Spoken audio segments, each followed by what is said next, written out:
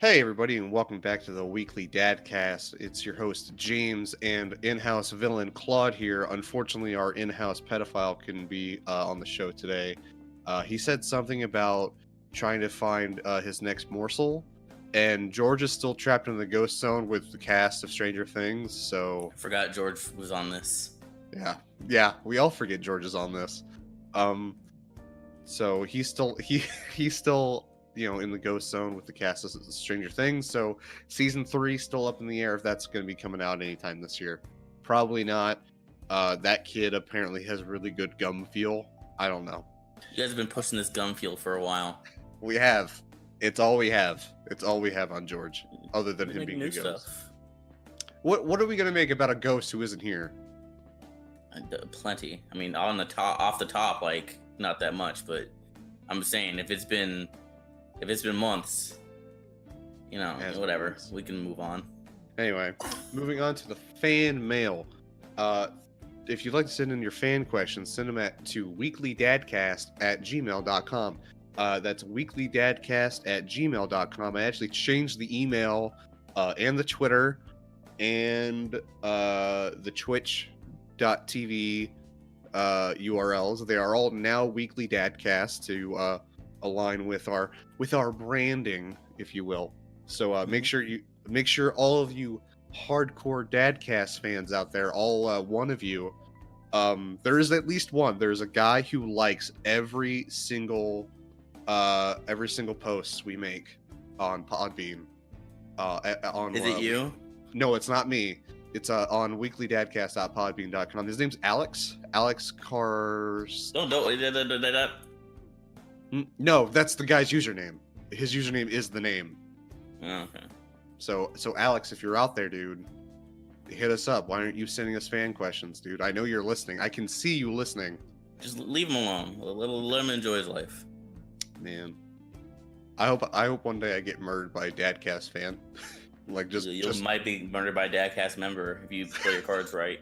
I might. Maybe it'll be both. Maybe Alex is secretly George all along, and this is just some weird long con. I don't know if George even knows how to find the podcast. Well, I mean, it's hard to find in the ghost zone. I don't think they get very good signal there. But we have a fan question take from Dustin. Dustin asks, what is your favorite and least favorite film or adaptation? This can be anything from film, anime, manga, literature. I'd have to say the best adaptation of anything is the... Fuck, what is it? Oh, shit. Oh, no. I'm blanking. Okay, you can do it. I believe in you. Monogatari. Monogatari is the best adaptation of a series of light novels. It's pretty strong. It's a very strong series, even though it has that really bad season in kind of in the very beginning there. You talking about Nisei? And of course, I'm talking about Nisei. What am I gonna talk about? For all I know, you might love Nisei. You might love all the feet shit and no major events. Skylar's the footman. Okay, he's the armpit in the footman. Armpit. That's what happens when you combine armpits and feet. You get armpit. So he's the armpit man, right? Honestly, with it everything said and done, Nisei should be Skylar's arc, considering everything that's in there. My arc is any arc that has a bunch of Senjo Gahara in it, because Senjo Gahara is the best.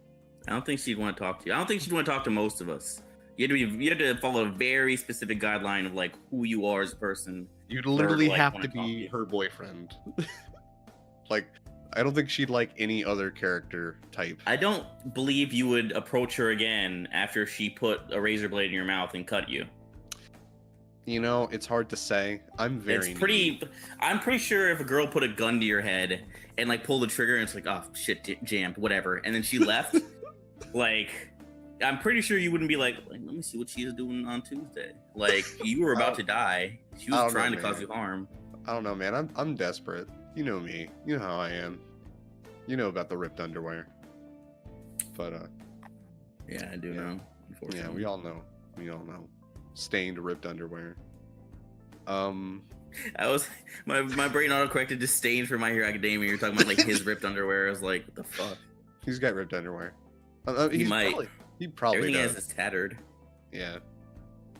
You can't change your underwear when you're out killing heroes. Can't. You don't have the time. And then my least favorite adaptation is the film adaptation for American audience. The American Ghost in the Shell movie. Everything about that movie as a concept does not belong in the American version. Outright to the fact that it's an origin film for the Major, whose part of her whole character is the fact that she doesn't have an origin, and the origin is just a justification to make her white. That's the worst part. Did you see that movie? No, I did not want to. Yeah, well, basically, what you end up finding out the Major's backstory, and the backstory is like she died as a little girl, and they put her in a common robot body, which is Scarlett Johansson, and for some reason it's like, and like you kind of already know that about the Major. You know she was put in a common model. She's some dip brain from a common model, but you don't know her actual backstory. But here you get the whole thing. She died in a car crash, or she died in like a plane crash or some shit, and they just decided, oh, we'll put her in the special unit, and it's Scarlett Johansson, and the whole movie is just an explanation as to why the actress is white and not like an Asian woman or whatever.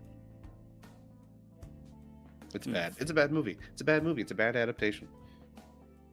What's your favorite adaptation, Claude? So for me, it was far easier for me to come with an adaptation I did not like. I actually have two. But this one, it probably isn't my actual answer, but like it's the best I can think of off the top. And it is My Hero Academia is my favorite adaptation, mainly because like I started reading it when the show was at episode like 4, like where Deku and Bakugo were gonna fight for the first time. Like that's when I found out about the series, and I was like, okay, let me read this. And I read it, and I was like, man, I love this.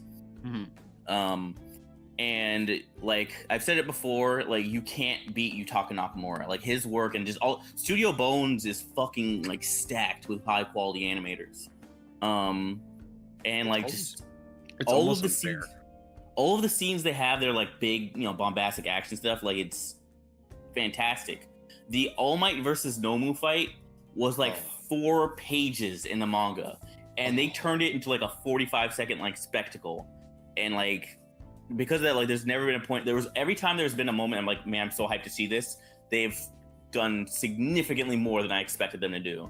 Like to this day, still like Deku versus Bakugo 2 is like one of my favorite anime fights, like period. Not just for like a high quality animation, just like how the scenes were shot and everything. Fucking love it. Have we gone to Deku versus Bakugo 3 yet, or are we still at 2? No, they haven't fought again yet.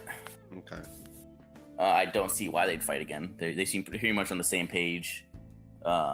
If they fought again, it would probably have to be like a now that we've gotten so much better, let's see who's gotten the best, I guess.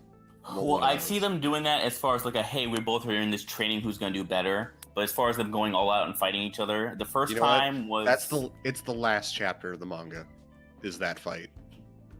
It's the only way. I mean, I don't know how they do the last. I don't know.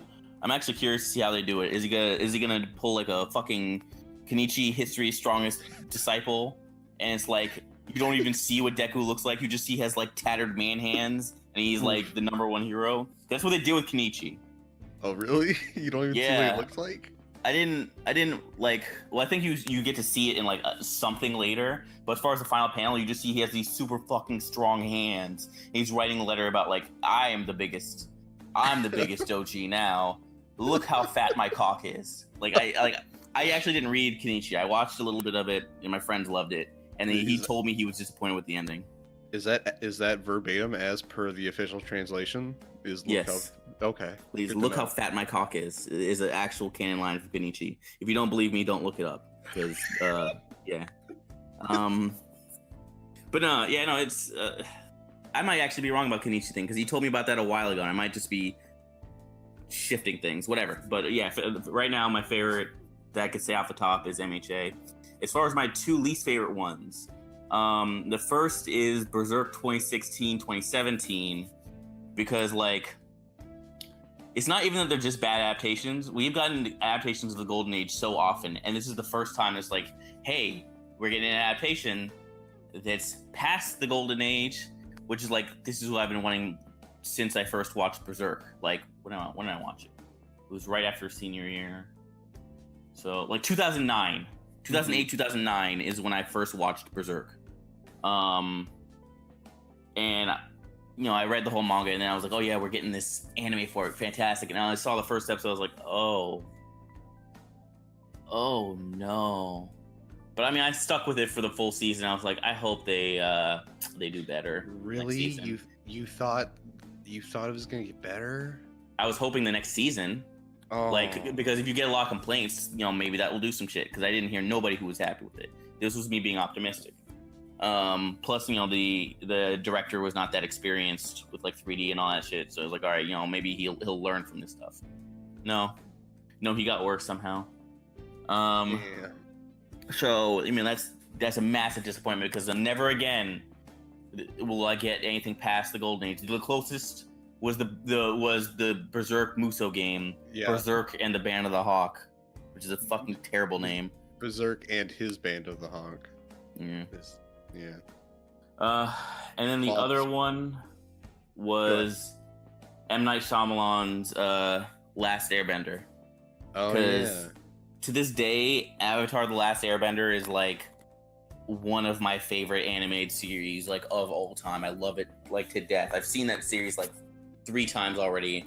My girl has never seen it, so I'll probably watch it a 4th time because I want an excuse to do it again. And it's a great show that I feel like she'd probably like a lot, especially when you get to book 2. Yeah. Because book 1, depending on your interest, is hit or miss. Yeah. I guess they never miss, huh? I mean, usually no. It's just like in my opinion, like if you're stacking up season or book 3, book 5, the show really does pick up after book 1, because book 1 still has like a lot of whimsy to it, and book 2 is when stuff starts actually like setting up and piecing together. It becomes a lot more serious. Like, you had Zuko as your primary like bad guy in that one, and they keep like jobbing him. Like one of my favorite, I was like, wow, they embarrassed this man. I remember thinking that when I first saw the first, like, where it was him and Aang in a room, and like they were like squaring off, and Aang slammed him into the wall with a bed.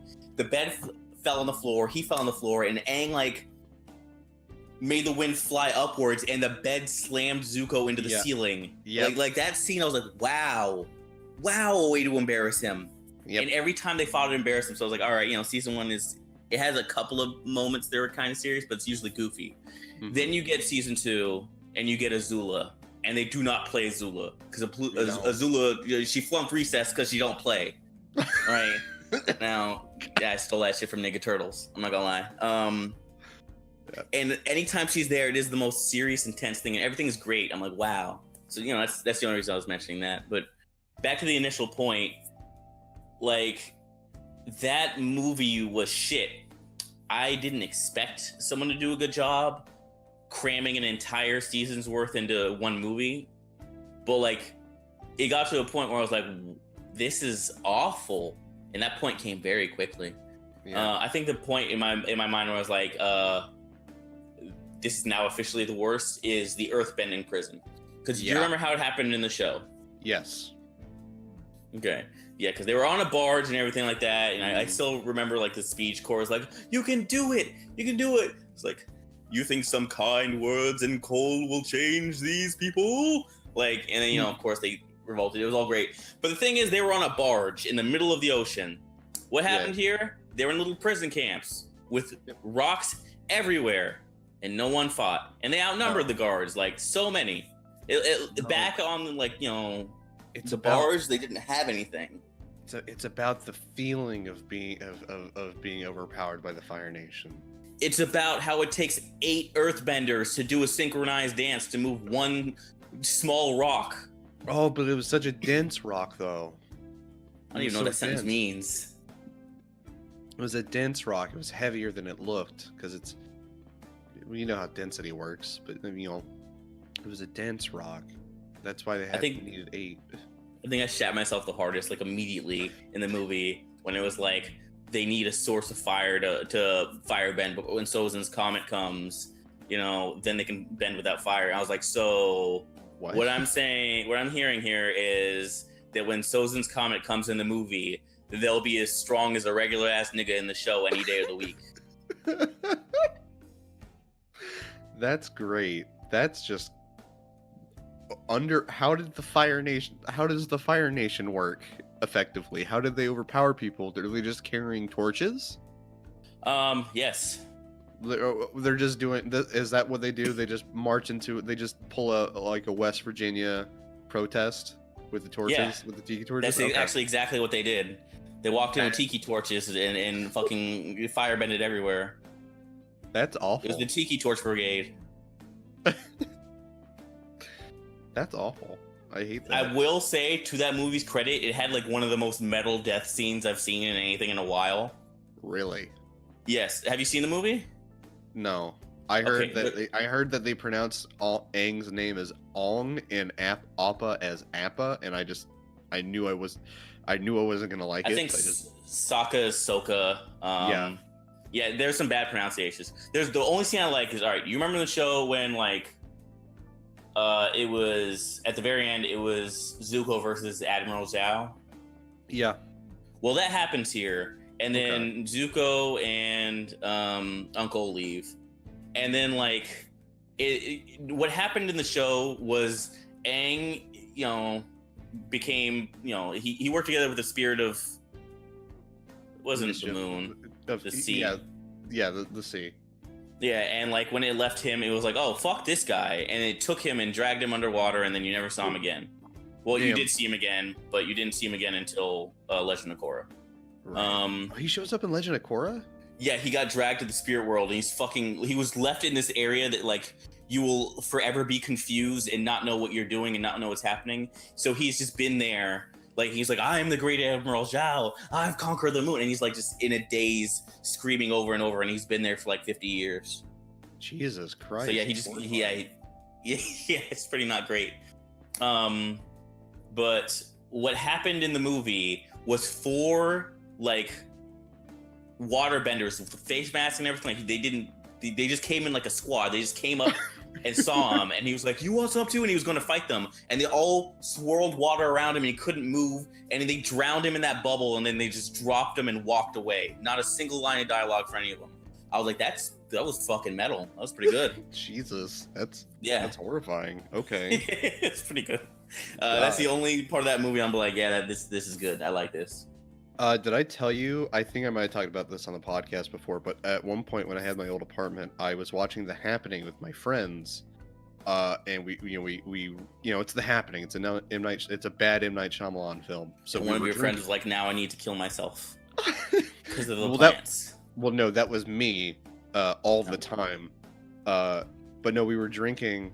And then we got to the end of the movie, and like everything's happy now, everybody's fine, and like the little girl survived, and she's going on a school bus, and she has a backpack on, and I happened to notice on her backpack is the Avatar: The Last Airbender logo. And I saw that and immediately was like, this motherfucker just hinted at his next movie in the end of this terrible movie. I'm mad. I got fucking pissed. I was shouting at how insulted I felt that this man had the audacity to tease his next project in The Happening. Like, I wouldn't have minded that if it was like The Sixth Sense or some shit. But when did The Happening come out? It came out like a year or 2 before Avatar: The Last Airbender. I don't know when. The reason I'm asking is, did he do this like when it was confirmed he was going to do Avatar? Or was it like, I want to do Avatar, so let me, here's a little hint. Let me throw something here. I didn't know if it was like a, I'm checking right now. The Happening came out in 2008. So let's see. Last Airbender came out in 2010. So 2 years. So he was probably in the middle of talks. Yeah, that sounds about right. He probably confirmed talks at that point, at least, if they hadn't started production or writing or something. But yeah, I got loud when I saw that shit. It was annoying. But thank you, Dustin, for sending in your fan mail. And again, for anybody who wants to send us fan questions, feel free to email us at weeklydadcast@gmail.com or tweet us at weeklydadcast on Twitter, in case that wasn't like self-explanatory. So Claude, you had a pretty short week, didn't you? Because you were pretty busy. Or I'm not gonna say it was short, but it's not a lot to talk about. Yeah. You go first. So basically, I started a lot of stuff recently. Here's what my daily schedule is like. Wake up, unless for some reason I'm taking off in the morning, I wake up around 5. I walk the dog, go to the gym. After the gym, shower, shave, all that stuff you need to do to get ready. Go to school, because I just started school again this semester. I studied, my major is in psychology, so we'll see where that goes. Oh, okay. Cool. After that, I head straight to work. I work for X amount of hours, depending on the day, because and I'll take work home too if I need to. After that, the other thing I started on top of school was boxing. I've been going to a boxing gym about 4 to 5 days a week. Wow. And I usually do that, go home, shower, and all that. So, and I'm done with my day at around 9 p.m. So Monday through Thursday, or Monday, well, I guess, no, there's no school on Friday, of course, for me, but I'm at work during that time. So Monday through Friday, my schedule is basically 5 a.m. to 9 p.m. And I have not been this busy in a long ass time, but I like most of it. I like all of my teachers except for like one who's like very, very, very boring. The rest of them are interesting. Boxing lessons are fantastic. I feel sore everywhere, but I'm loving it. How long do you usually spend boxing?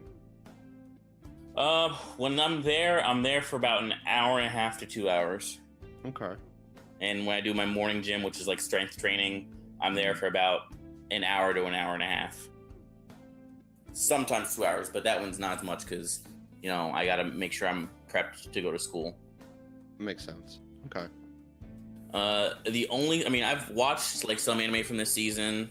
Nothing like big yet, and we'll have our conversation about that in a couple weeks when we get more in the season for our initial impressions, because I still haven't seen a lot of shows. I did catch up. I did read a manga. I found one and I read all of it, and it's called Uzaki-chan wa Asobitai, or Asobitai. Sorry, I'm still fucking my pronunciation. Yeah, the cute girl with sharp teeth. Does she have sharp teeth? No, she just has a little lip fang. Oh, that's what it is. Yeah. Yeah, I think you would actually like it a lot. I've seen what you've posted and stuff. I recognize it, but I have not looked at it. Right. So the premise of this is basically all right. So think about like Nagatoro, but one, she's not as malicious at the beginning, and two, the MC is because she was pretty bad at the beginning. I've seen some stuff later. She does get better. The MC doesn't take her shit.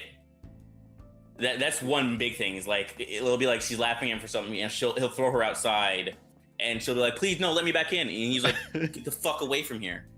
Like instead of like being like, "No, I'm kind of like getting close to the point of tears." Being a bitch, yeah. Yeah. So that's one reason. The other reason I like it a lot is because you get out of some shenanigans, because it's not them being in high school like that. They're actually both college age. She's 19 and she turns 20 in one of the chapters, and he's 21. Mm-hmm.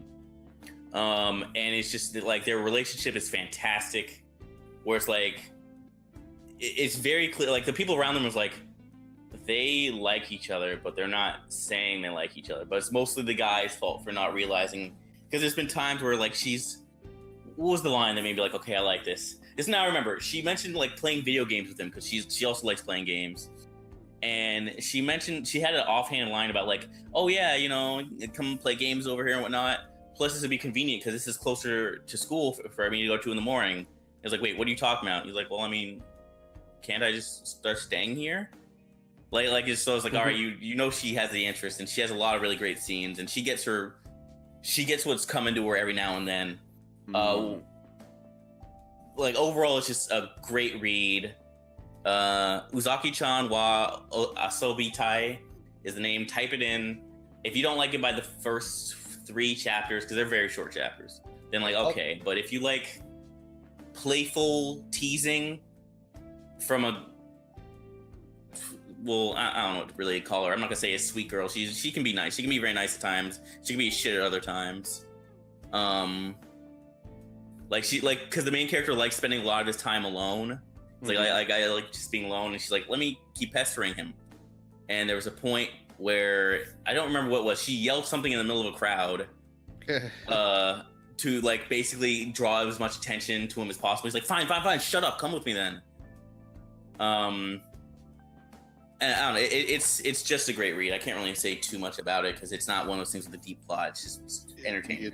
It's like entertaining little what's the word? Vignettes, I guess, on every chapter. And only 23 chapters, so it's not that long to read, and it's coming out monthly. I'll put a link to the manga in the description for this episode at weeklydadcast.podbean.com Mondays in the morning. So y'all listening, make sure to check that description for these hot, wholesome comedy anime mangas.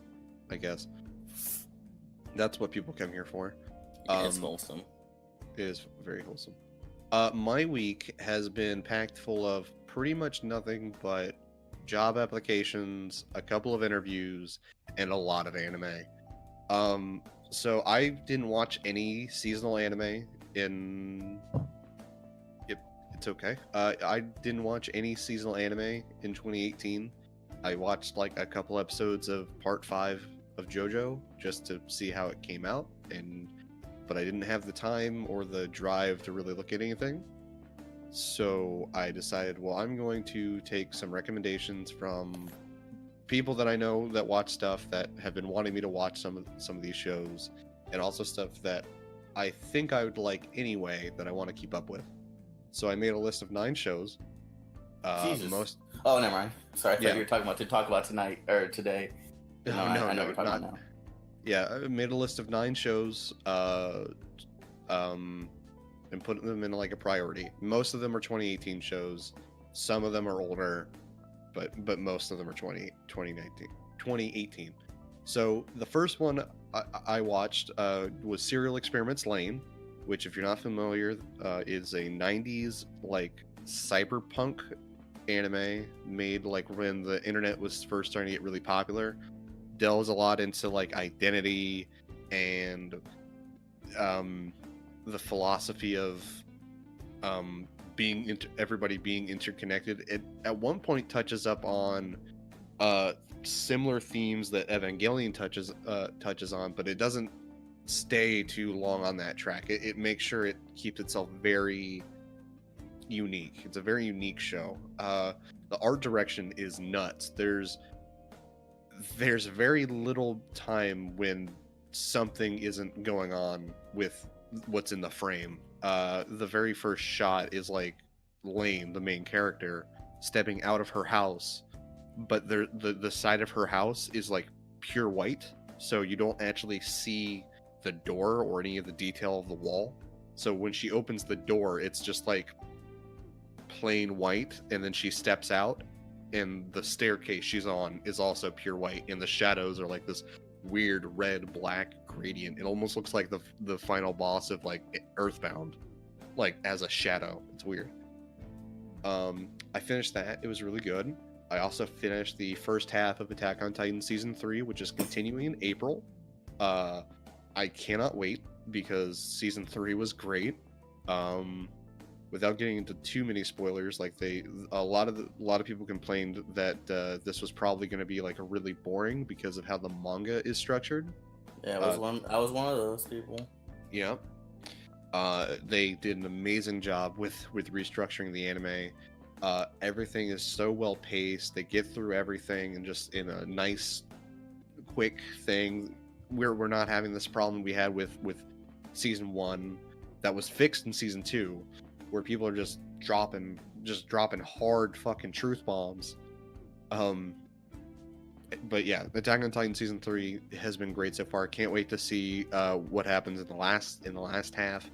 I'm almost positive we're gonna finish on the basement. I'm pretty sure we're gonna get to the basement. So what I heard before from like manga readers is like we got a couple seasons till we get in there. Really? Because they've got their main goal right now is they've solved like the political aspect. Now they're just trying to get to reclaim the wall so they can freely explore the basement. I mean, I'm not saying that person's right. I'm just saying what I heard.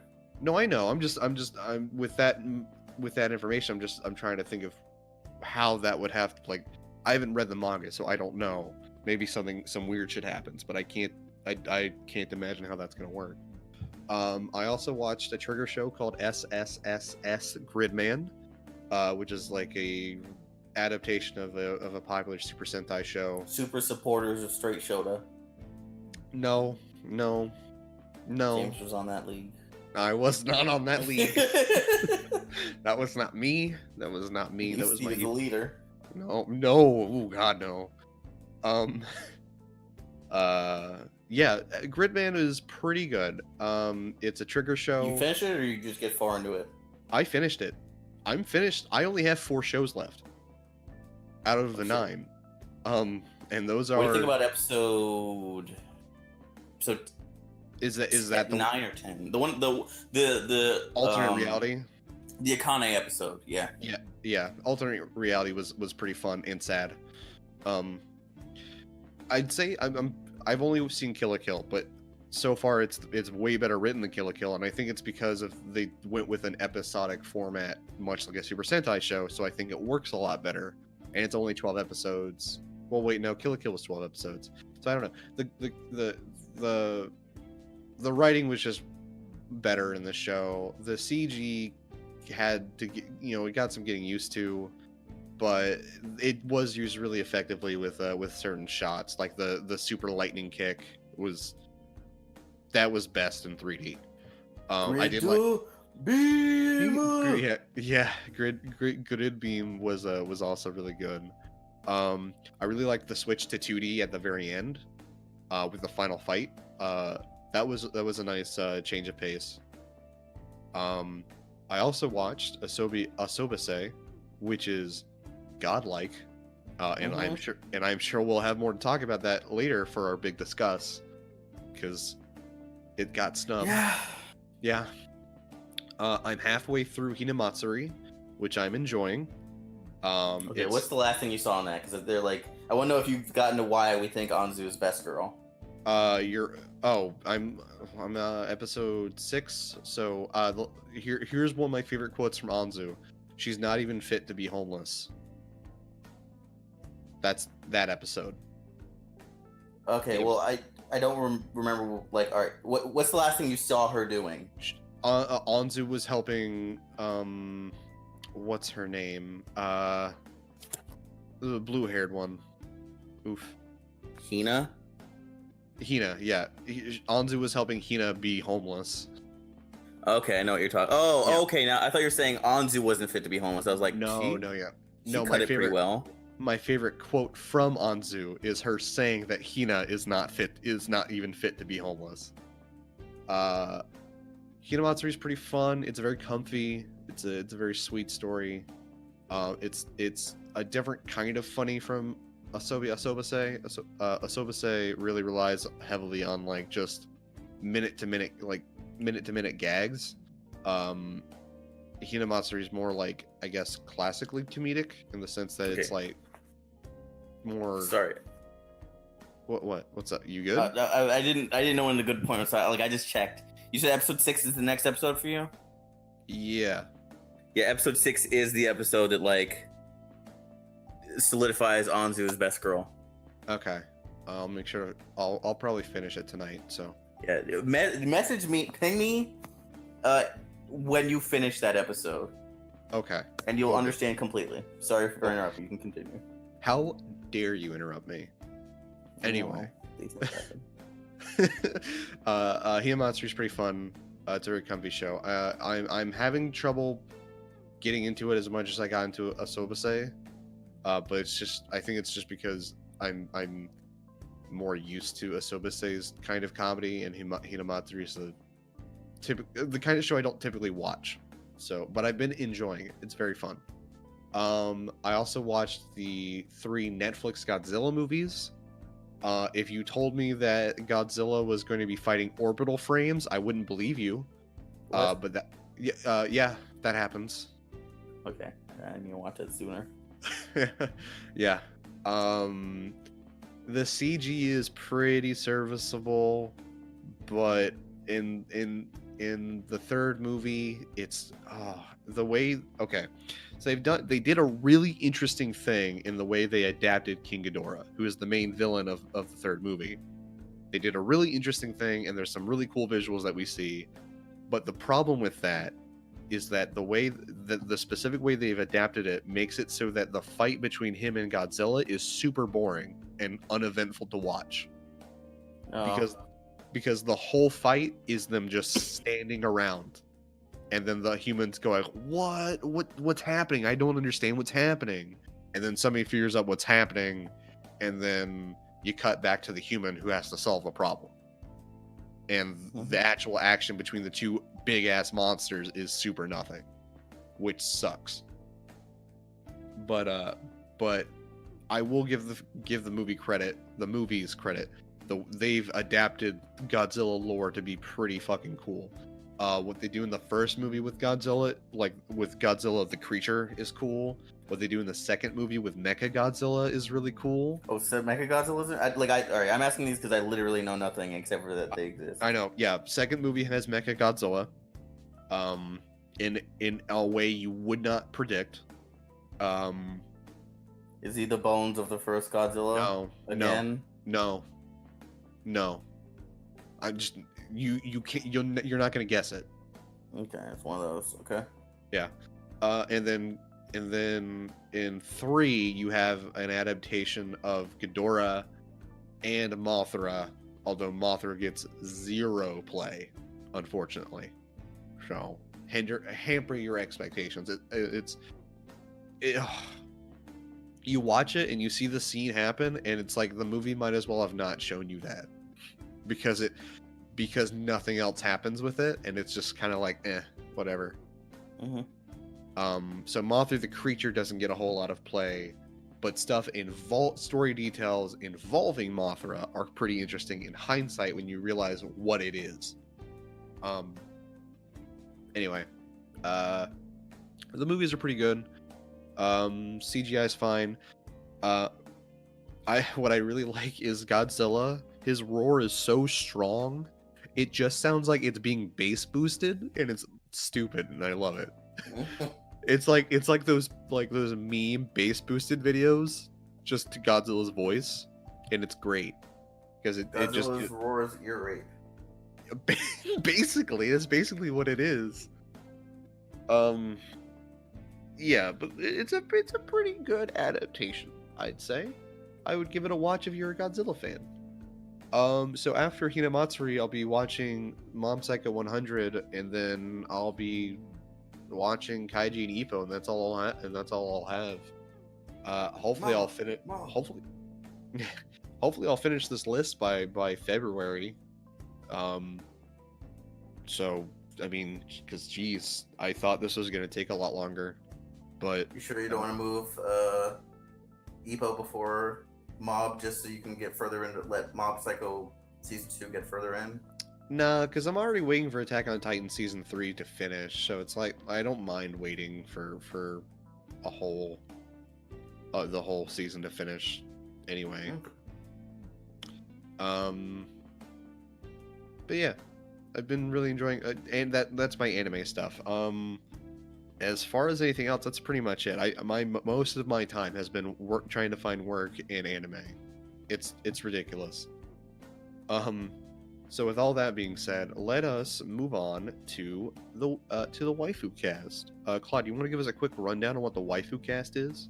Waifu cast is when a couple of weeaboos talk about 2D girls and which one's best, and if like they're viable to choose as a waifu.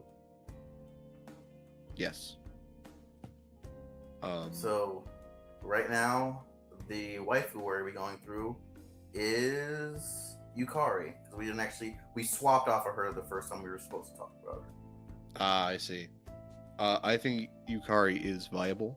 I love her. Not. I think she's viable because I love her little necklace, choker thing that she wears. I think it's cute.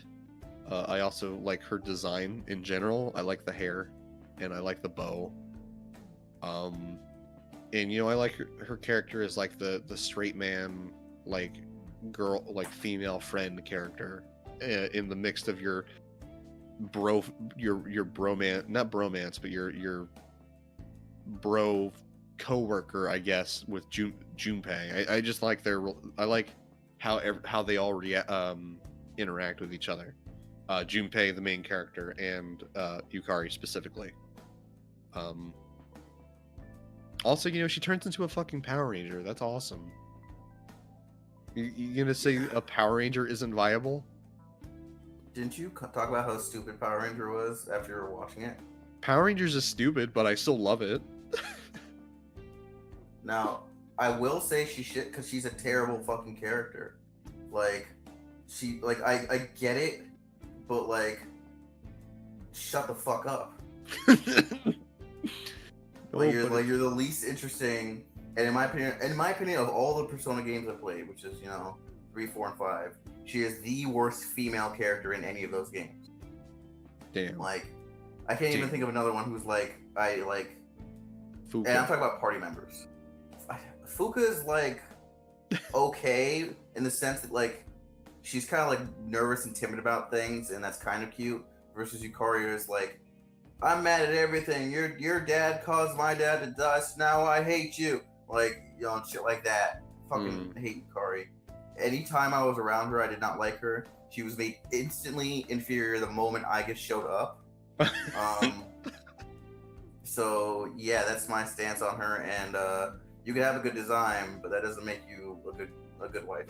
And there's something else about like, I don't know why it is, but something about her like shocked expression sprite is just really appealing to me. I don't know what it is. I think, you know what? I think it's because Yukari is such like a doe-eyed character. It just appeals to me on a subconscious level. But I'll admit that, I haven't finished Persona 3, so I don't know a whole lot about Yukari other than her parents are dead, and that she was really opposed to, shooting herself in the face to make a Persona happen. Well, I'm not gonna say too much, but I will just say that the two of us who were regularly on this podcast both agree that she is the worst. So, because Skylar's been on record saying that multiple times. I'm not saying, oh, he voted this. I'm just gonna decide that. Okay. Yeah, so you haven't finished it, but that, let that be a little note. Like, hey, the two people who have finished this game and the other Persona games afterwards agree that she's like the worst of them. Well, as per these rules that I just made up, waifu cast rules that I just made up, if they're in the event of a tie, viable wins. So she's viable. Well, no, she's not. It's gonna be inconclusive, and we'll bring it back when a third person comes in. Because I made the waifu cast, so I'll make the rule. I hate it. I hate when we have to bring a third person in. They never agree with me, ever. Well, anyway. I mean, you better convince someone else who's played the games and actually likes her to come on here. Spoiler: you won't find anyone else. let me find my 14-point PowerPoint presentation. Pull that shit out. Anyway, moving on to the news. First off, starting with our anime news, Pop Team Epic's final chapter is being released. Currently Pop Team Epic's manga, which is being hosted on the Mango Life Win website, is being published 1 page at one page a day for the chapter. It doesn't actually say how many pages there's going to be, unfortunately. But I didn't know this. The anime will get a television special, so that'll be cool. That'll be pretty fun. Getting some more Pop Team Epic animated content. Yeah, this gag manga has been just great. Even before the anime, just having all the stupid reaction images like you are motherfucker and the lemon licking shit has just been great. I love it. I love this. That was pretty good. Yeah, I love this dumb meme manga. It's so stupid. Did you watch Pop Team Epic, or are you going to watch it? I watched most of it. No, I did watch all of it. I watched most of it, and then when it finished, I watched the rest of it. Yeah, I plowed through that at one point. But yeah, it will be surely missed, Pop Team Epic, but I hope the author goes on to do better things, like Pop Team Epic 2. So to just keep doing more. Yeah, just keep doing more. Just name it other shit, but it's the same characters and everything. Next up, we have Spider-Man Into the Spider-Verse wins a Golden Globe for the Animated Film Award. So what's important about this is actually the first, wait, hold on. I was getting this reversed. Mirai, the movie that was beaten by Spider-Man Into the Spider-Verse, was actually the first anime film to be nominated for the Golden Globes Animated Film Award, after they made a rule saying foreign films have to participate in that specific category. They can't go for like best foreign language film or anything anymore, because I guess anime would just blow that category out of the water for some reason. But yeah, Spider-Verse won. I haven't seen Spider-Verse yet. I really need to. Super good. Is it super good? Mm-hmm. I'm glad. One of my favorite anime movies in the last few years. Damn, that's high praise for a man who likes cartoons. Well, I watch a lot of animated movies. Yeah, I bet you do. What? I don't know. Moving on. Superman Red Sun to be the next Elseworlds arc adapted into the animated movies by DC Films. And Diedrich Bader has been confirmed to be among the voice actors. I don't know who that is, do you? It cut off for a second. Who?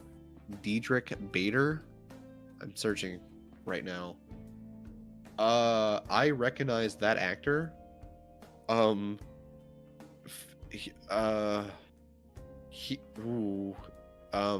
What has he done in voice acting? Jesus Christ. So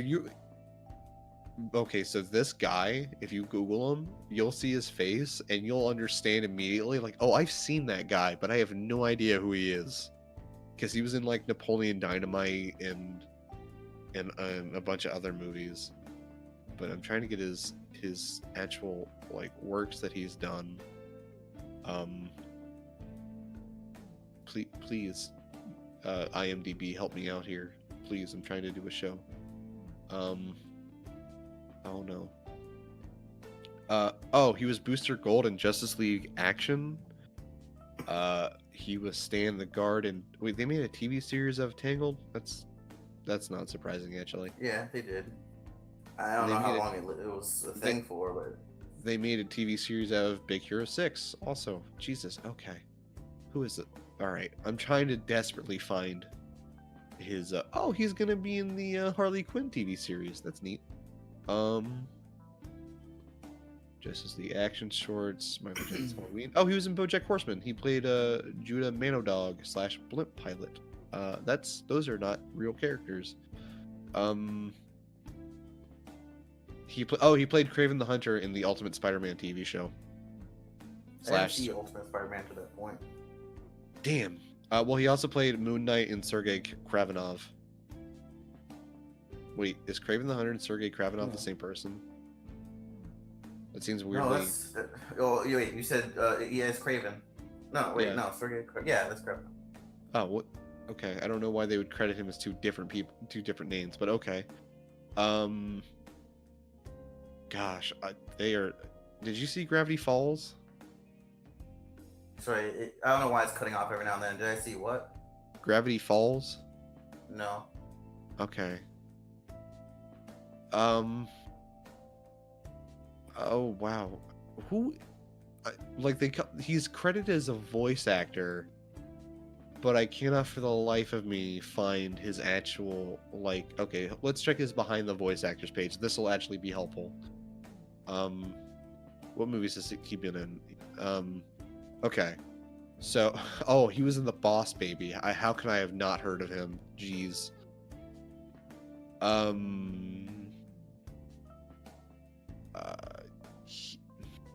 Oh man, he is in nothing substantial from what I'm seeing. I don't know why this was supposed to be an important thing that they even mentioned him in this fucking article. Oh, he played Batman / Bruce Wayne on the Mad TV show. In the cartoon. Do you remember those? No. Yeah. Oh, okay. He played Batman in Brave and the Bold. Okay, that one I'm familiar with. Why is that not his top listing? Why are all these other bad shows above his Batman Brave and the Bold? Okay. Yeah. So, Batman Brave and the Bold. Oh god, it's in the article. I'm fucking idiot. Jesus Christ. It's literally the next sentence in the article. Okay, I'm moving on. For those of you who aren't familiar, Superman Red Sun is what if Superman landed in communist Russia instead of Kansas. So that'll be interesting to see. This is one of those movies that I had wanted to see in live action film, but because DC can't seem to get their shit right. Yeah, it might happen eventually, but considering the fact that DC can't seem to get their shit right when it comes to live action films, I'll take an animated film that's more likely to be good. What isn't likely to be good is Eddie Murphy's return for Coming to America 2. Which should, if it's not titled Coming Number 2 America, it's wasted. You gotta throw the whole movie away at that point. There's no reason why an old comedic actor and old comedians returning sequel film should not have the number 2 in the title. There's no reason. Okay, they wasted it with Anchorman 2, and what was the Ben Stiller one? The one where he's a model. What was that called? I know what you're talking about, but I don't recall. Zoolander 2. Zoolander 2 was a waste. Anchorman 2 was bad. What else was there? Dumb and Dumber, 3 or whatever. However they do that was bad. Eddie Murphy, what are you doing? Why can't you just make more Shrek movies? Just get that Shrek money, dude. I'll stick to my sentence that I liked Anchorman 2. That's fine. You can do that. But why do we need a Coming to America 2 sequel, and how are you even going to do that sequel? How does that work? By Eddie Murphy needing money because he hasn't done anything in a while. Right, but how does the plot work?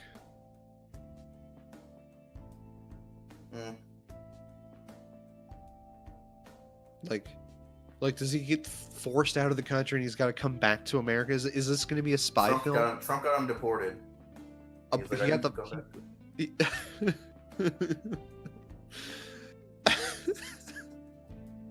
like that?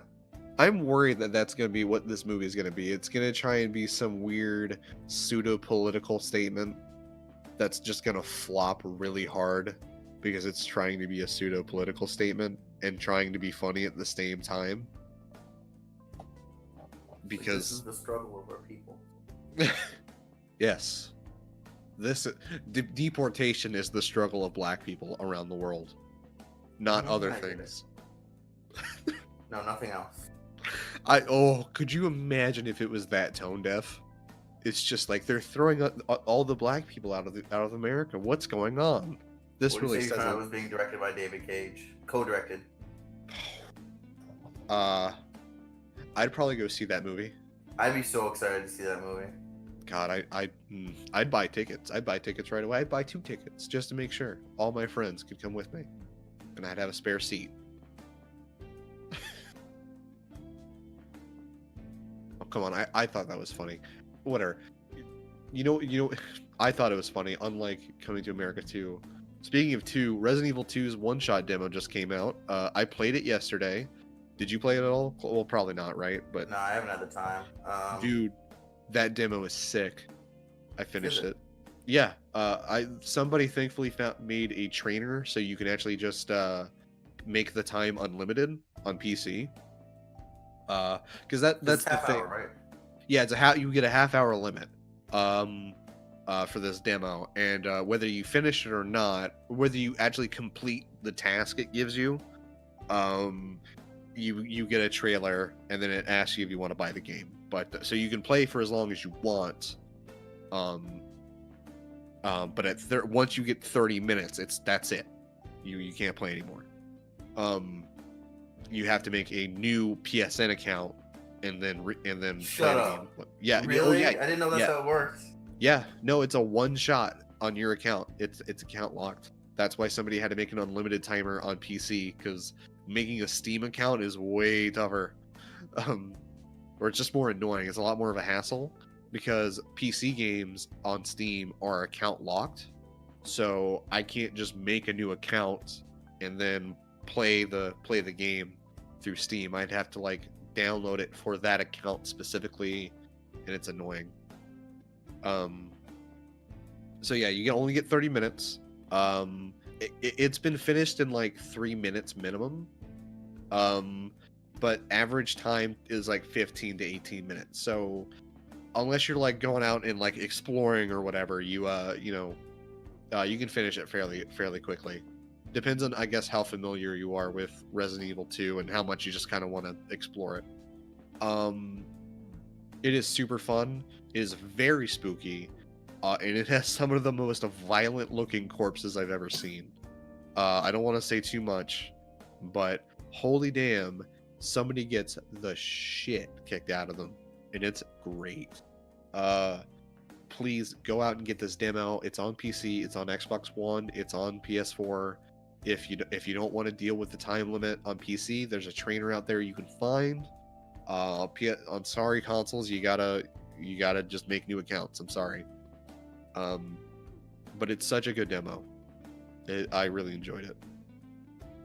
I would definitely recommend playing that, Claude, if you have time today. I will not. I will not have time until Friday. Whew, jeez. Well, I'm sorry, buddy. Just maybe Stewie will play it for you. I don't know. You probably will. Speaking of demos, the recent Devil May Cry 5 demo has been pulled from consoles, or from Xbox One, rather, but a new one is coming for PS4 and Xbox One next month. Specifically, let's see, February 7th.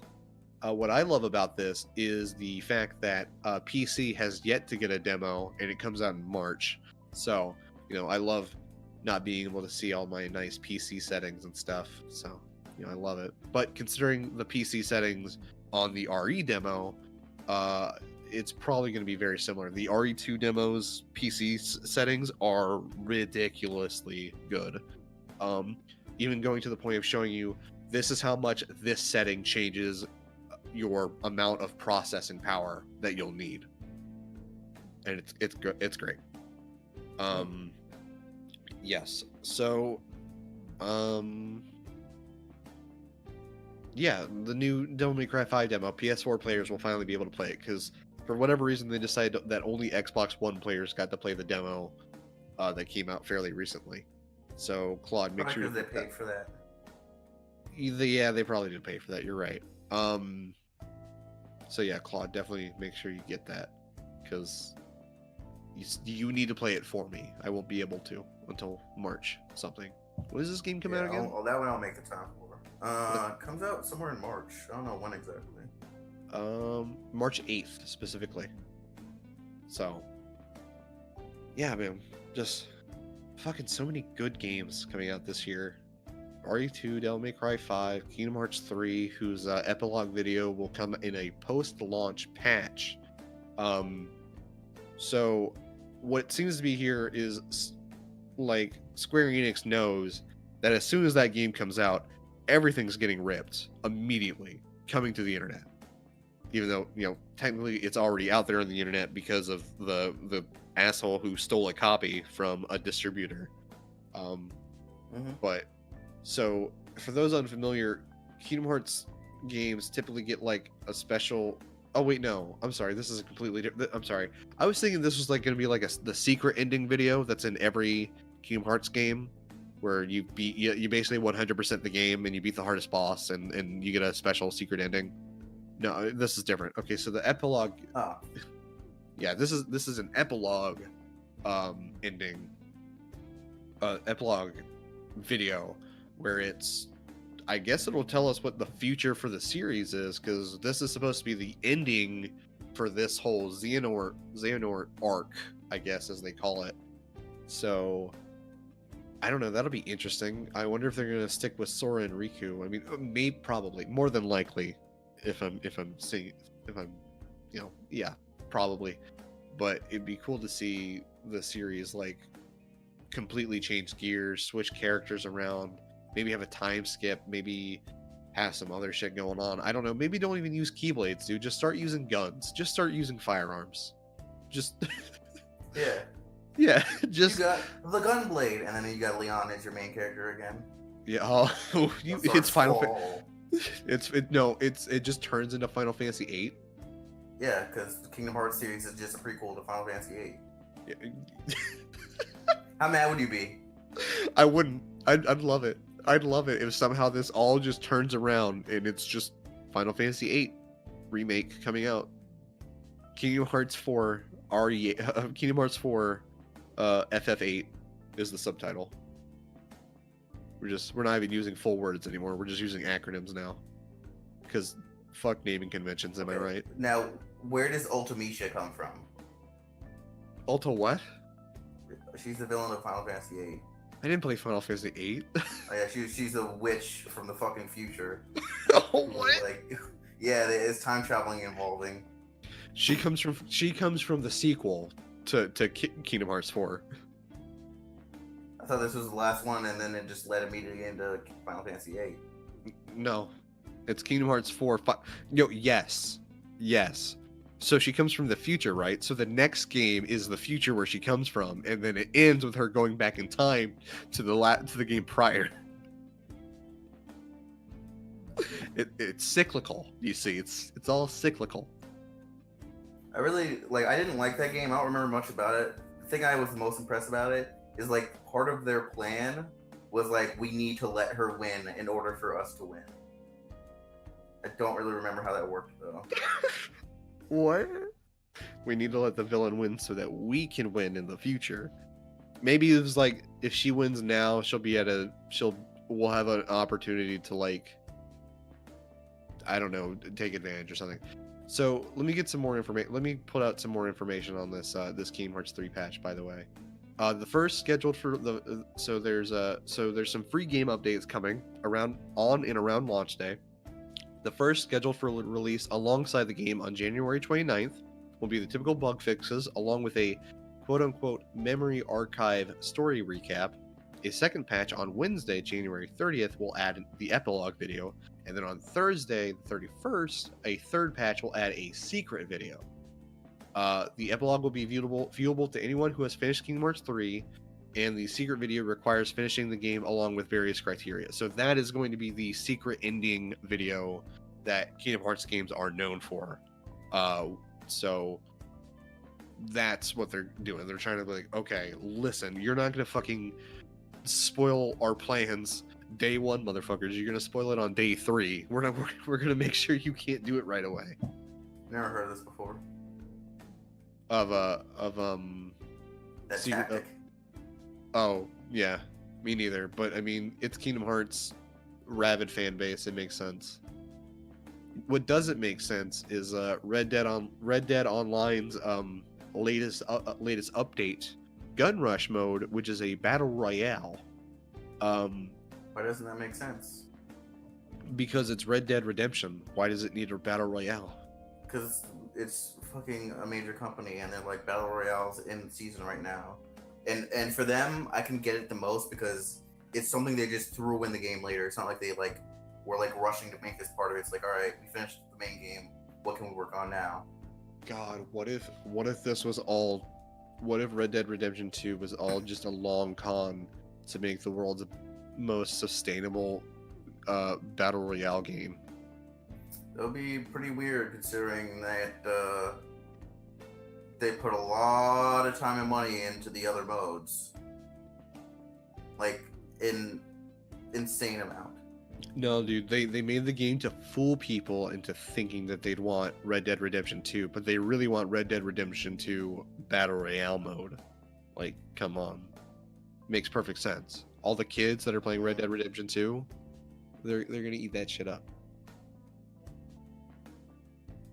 Yeah, I don't know, it's stupid. I hate it. I hate Battle Royale modes. I hate how they're permeating everything now. I'm waiting for Doom Eternal's Battle Royale mode. It'll somehow it'll happen. Epic will make it happen. Or Bethesda, that's right. That's who owns Doom, not Epic. Yeah, I was a bit confused for a second. I was like, how are they gonna manage that?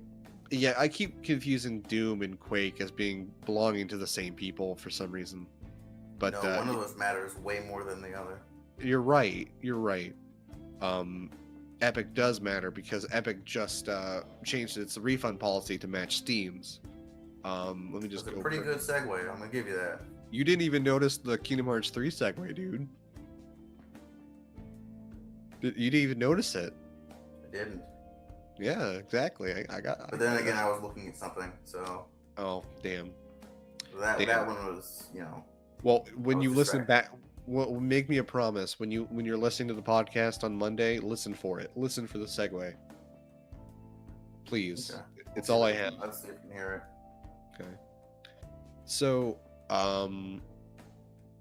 the change is within 14 days of purchase and under 2 hours played, which matches Steam's policy. I was hoping... yeah, here we go. According to Variety, to previously refund a game on Epic, you had to submit a ticket. From there, you'd get a verification request where you need to fill out several fields of information, including your public IP address, which most people don't know how to do offhand. They'd have to Google it. The date your Epic Games account was created, an invoice ID, your location, your account's display name, the final 4 numbers of the debit or credit card connected to your account, and the date of your last login. Only then a file of your first child's blood.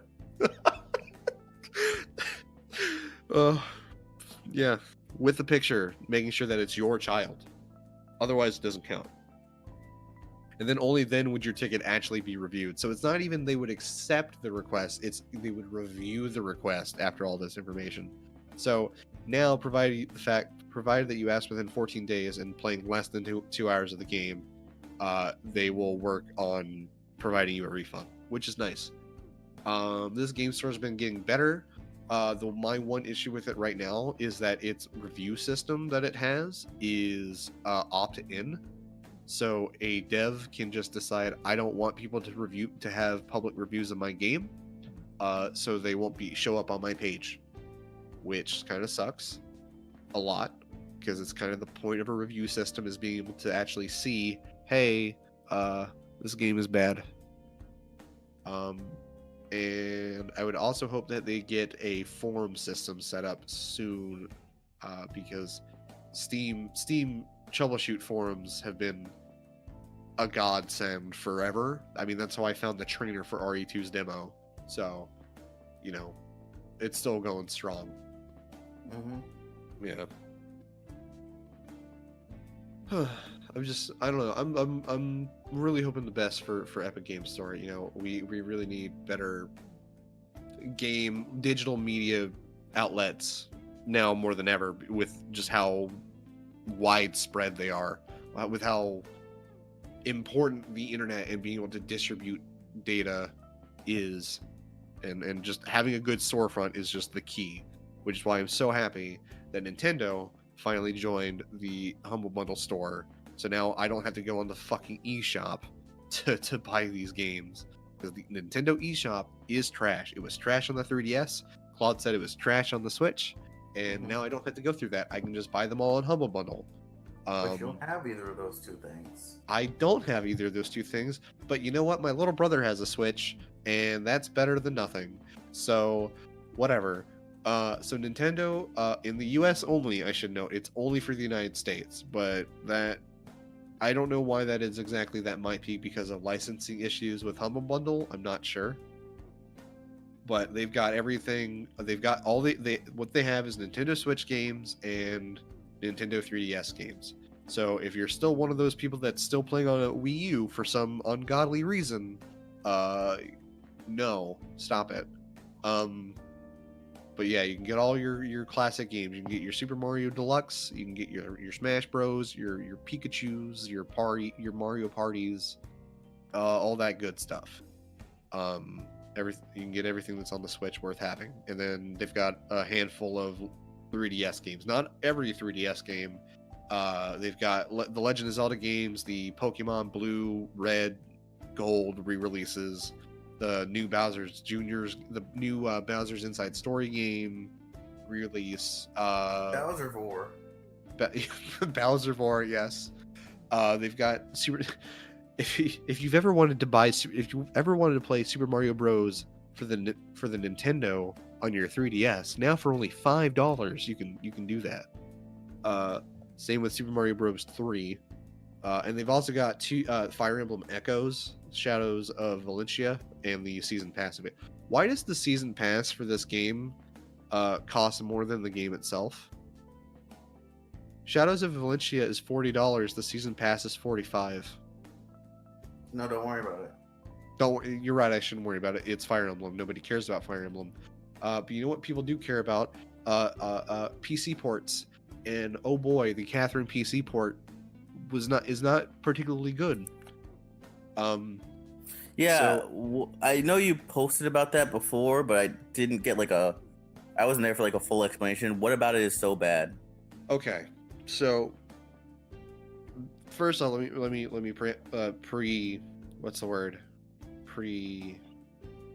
preface. Let me preface all this with Catherine on PC. Catherine came out on PC the other day. It's called Catherine Classic because it's not full body, which is the new re-release, which is coming to consoles. Which also got a Western announcement, which is good. We don't have a date, but it was announced. So it's $20. And the main problem is with the way the game was advertised. The game was advertised as having unlimited, unlocked frame rate. I don't know if you're familiar with that phrase, Claude, but for people who don't know, essentially an unlocked frame rate means that the game is not forced to stay at say 30 FPS, which is super common for old titles, or 60 FPS. It can go 30, 45, 60, 75, 144, whatever your monitor's refresh rate is. An unlocked frame rate means it can go at that refresh rate, and it should, in theory, be smooth. It also has a Japanese voiceover, which was not available in the original Western release, so that's cool.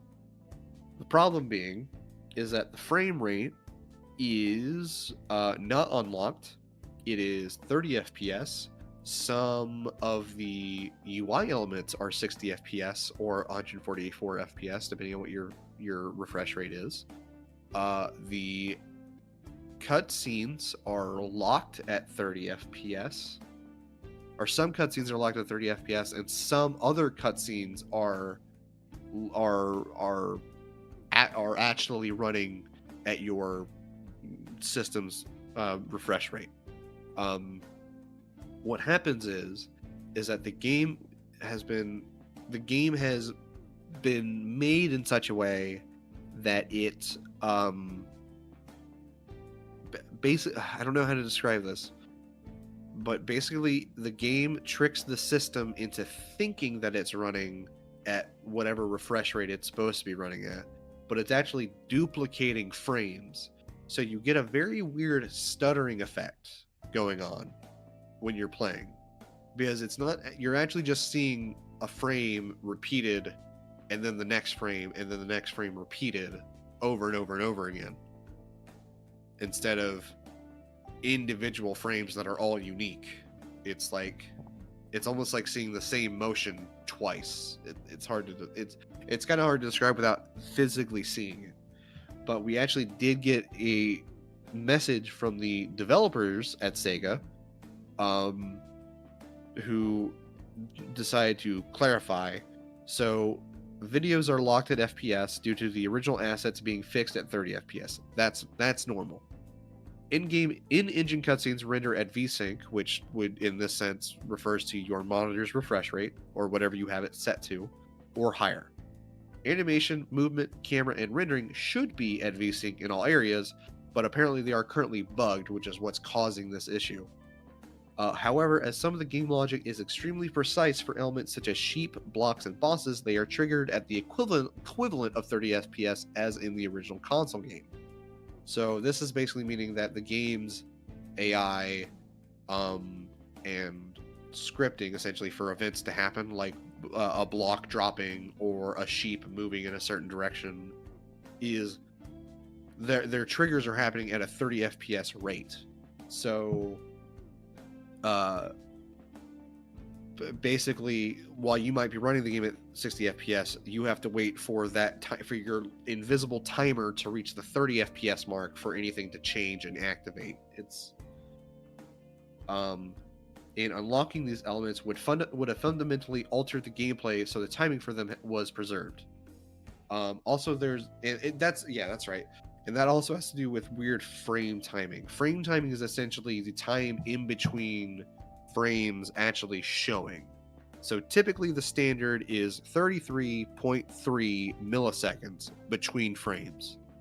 When you have weird frame timings, like say you're off balance from one frame or the other, so it's 45 milliseconds on one frame and then 55 milliseconds on the other frame.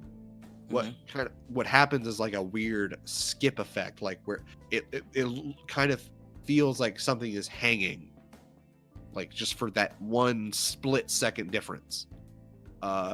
The Witcher 3 had this issue at one point when it was launched, and so did Final Fantasy 15, where your character would run, but due to bad frame timing, it would almost feel like the character is like skipping on one foot, like they're almost limping in a way. So in like a game like The Witcher, where like you're running around on foot and stuff a lot, that doesn't feel very good. And then for a puzzle game, that also doesn't feel very good. But I'm happy to see that the Sega devs actually talked about this, and it's at least stated to be a bug rather than like something explicitly designed in such a way. Because that would be really bad if the people who did the PC port just designed this in a really lazy and ineffective way to make the game pretty fucking bad, and the advertising to actually just be false advertising. Mm-hmm. Yeah. So I'm happy this is a bug and it's nothing explicit. What is explicit though is the fact that the people who did the PC port used a fan-made tool to extract the game assets from the original console release, and they left the code in there. So then people were like, "Hey, you fucks, this is our shit." Thankfully, the fan tool is open source, and the license is nebulous. So people are allowed to use it, but it's not necessarily known whether or not the creators or the copyright holders actually allow it to be used in a what's the word, commercial product. So until that person comes out and makes a statement, it's kind of up in the air whether or not that's actually allowed. And another thing is so the game also talks about how it has native 4K support. What it does is it for all the images and stuff, like, so in Catherine you'll often get like text messages with pictures on them. They used an upscaling tool which is open source and is allowed to be used in commercial products. So it's not really bad. It's just kind of weird to see it in a commercial product from a well-known company. They use something called Waifu2X, which is an upscaling tool. And we know that they use that because you look at the 4K image, and then you look at the original image, and then you look at the same the same original image put through Waifu2X, and the artifacts are the same. It still has traces of things that make something look like it was run through Waifu2X. So the team who did the port didn't do a very good job. Thankfully, it's just the frame rate that's the big issue, and that's just a bug. But there's just kind of like, it's just kind of lazily made through stuff. But enough about like dumb technical shit. Let's move on to not dumb technical shit. Like how Japan made it illegal to mod consoles, including the action replay. So now this is more on you. Like I a lot of these things have been like stuff that's like I had like a very little knowledge on, but like this one's something completely like I don't know. I didn't know that was. So when you said you can't mod it, what exactly, like you can't? All right, so I'm gonna go through this article real quick. These laws are part of Japan's Unfair Competition Prevention Act, which was revealed in December 2018. The laws are designed to prevent someone from unfairly turning a profit off of a company's software or electronic product. The wording of the law allows it to extend over what were previously assumed to be harmless actions, such as adding new games to the NES, Super Nintendo, PS Classic consoles via mods or using an action replay. The three exact actions that people will be punished for, and perpetrators are liable up to 5 million yen, which is approximately $46,000 or 5 years of prison, or both. Distribution of save data, editors, and programs, distributing, selling, auctioning serial codes and product keys without the software maker's permission, and services that offer the editing and / hacking of save data and or modifying hacking game consoles. So things like Action Replay, Cyber Save Editor for PS4, both popular in Japan, have been forcefully discontinued. This law also creates a firmer stance in Japan around the act of reselling digital download product keys, which has typically been a rather gray area in the games industry as a whole. So, for those of you who aren't familiar, Action Replay is like, it's just like a cheat thing. It's just a way to cheat, like hack your games to have cheats. It was very popular during like the classic console era, like NES and Super Nintendo and shit. And I think even the PS1. I'm sorry, I misread this. So adding new games to the Nintendo, Super Nintendo, and PlayStation Classic consoles, those retro consoles that come out, it's now illegal for you to add new games into them via like an SD. Which sucks, because now those things have even less value if it's an actual crime. Wow, that sucks super hard. But yeah, like save data editors are super everywhere. So basically that trainer that I used for that RE2 demo is now illegal to distribute. Selling and auctioning serial codes and product keys makes some sense. You have a lot of companies like Green Man Gaming and some other places which they're what's called like the gray market, in the sense that like they buy their keys from somewhere, possibly somebody else who buys the original keys and then sells them to Green Man, and then Green Man sells you those keys for a discount. So for like RE2, a lot of people are talking about like, oh, Green Man Games has RE2 for like $40 instead of like $60. And the deluxe edition is $60 instead of $80 or however much it is. So I kind of get having a hard stance on that being illegal, because those guys in general are iffy. Like G2A, which is another common site, like got into actual legal trouble because of where they were getting their keys from. Like they were just stealing. They were actually stealing them. So yeah. So I kind of get this. but I think the whole like save data editors and program like really I can't cheat in Dark Souls now when I'm playing single player mode. No, you have to keep it fair. It's Dark Souls. It's already not fair. No, you have to keep it fair. God damn it, Japan! I don't want to pay you $50,000 just so I can finally beat Smo. Anyway, quickly trying to get through to our big topic for games. Vive released showed off their two new VR headsets, the Cosmos and the Pro Eye. Pro Eye is not really meant for games. It's meant for business stuff because it's got like professional eye tracking hardware built into it. So like you'll be better. I don't know exactly, but it's like greater accessibility, gaze-oriented menu navigation is how they're pushing this. So I mean, I don't really VR headset before. I haven't. I have. I've used my brother's PlayStation 4 VR headset. It's fun. It's nice. There's some good games on PS4, like Tetris, and there's one game about killing bugs is really good. And then oh, what was it? Rez? Yeah, Rez. Rez is a really fun game.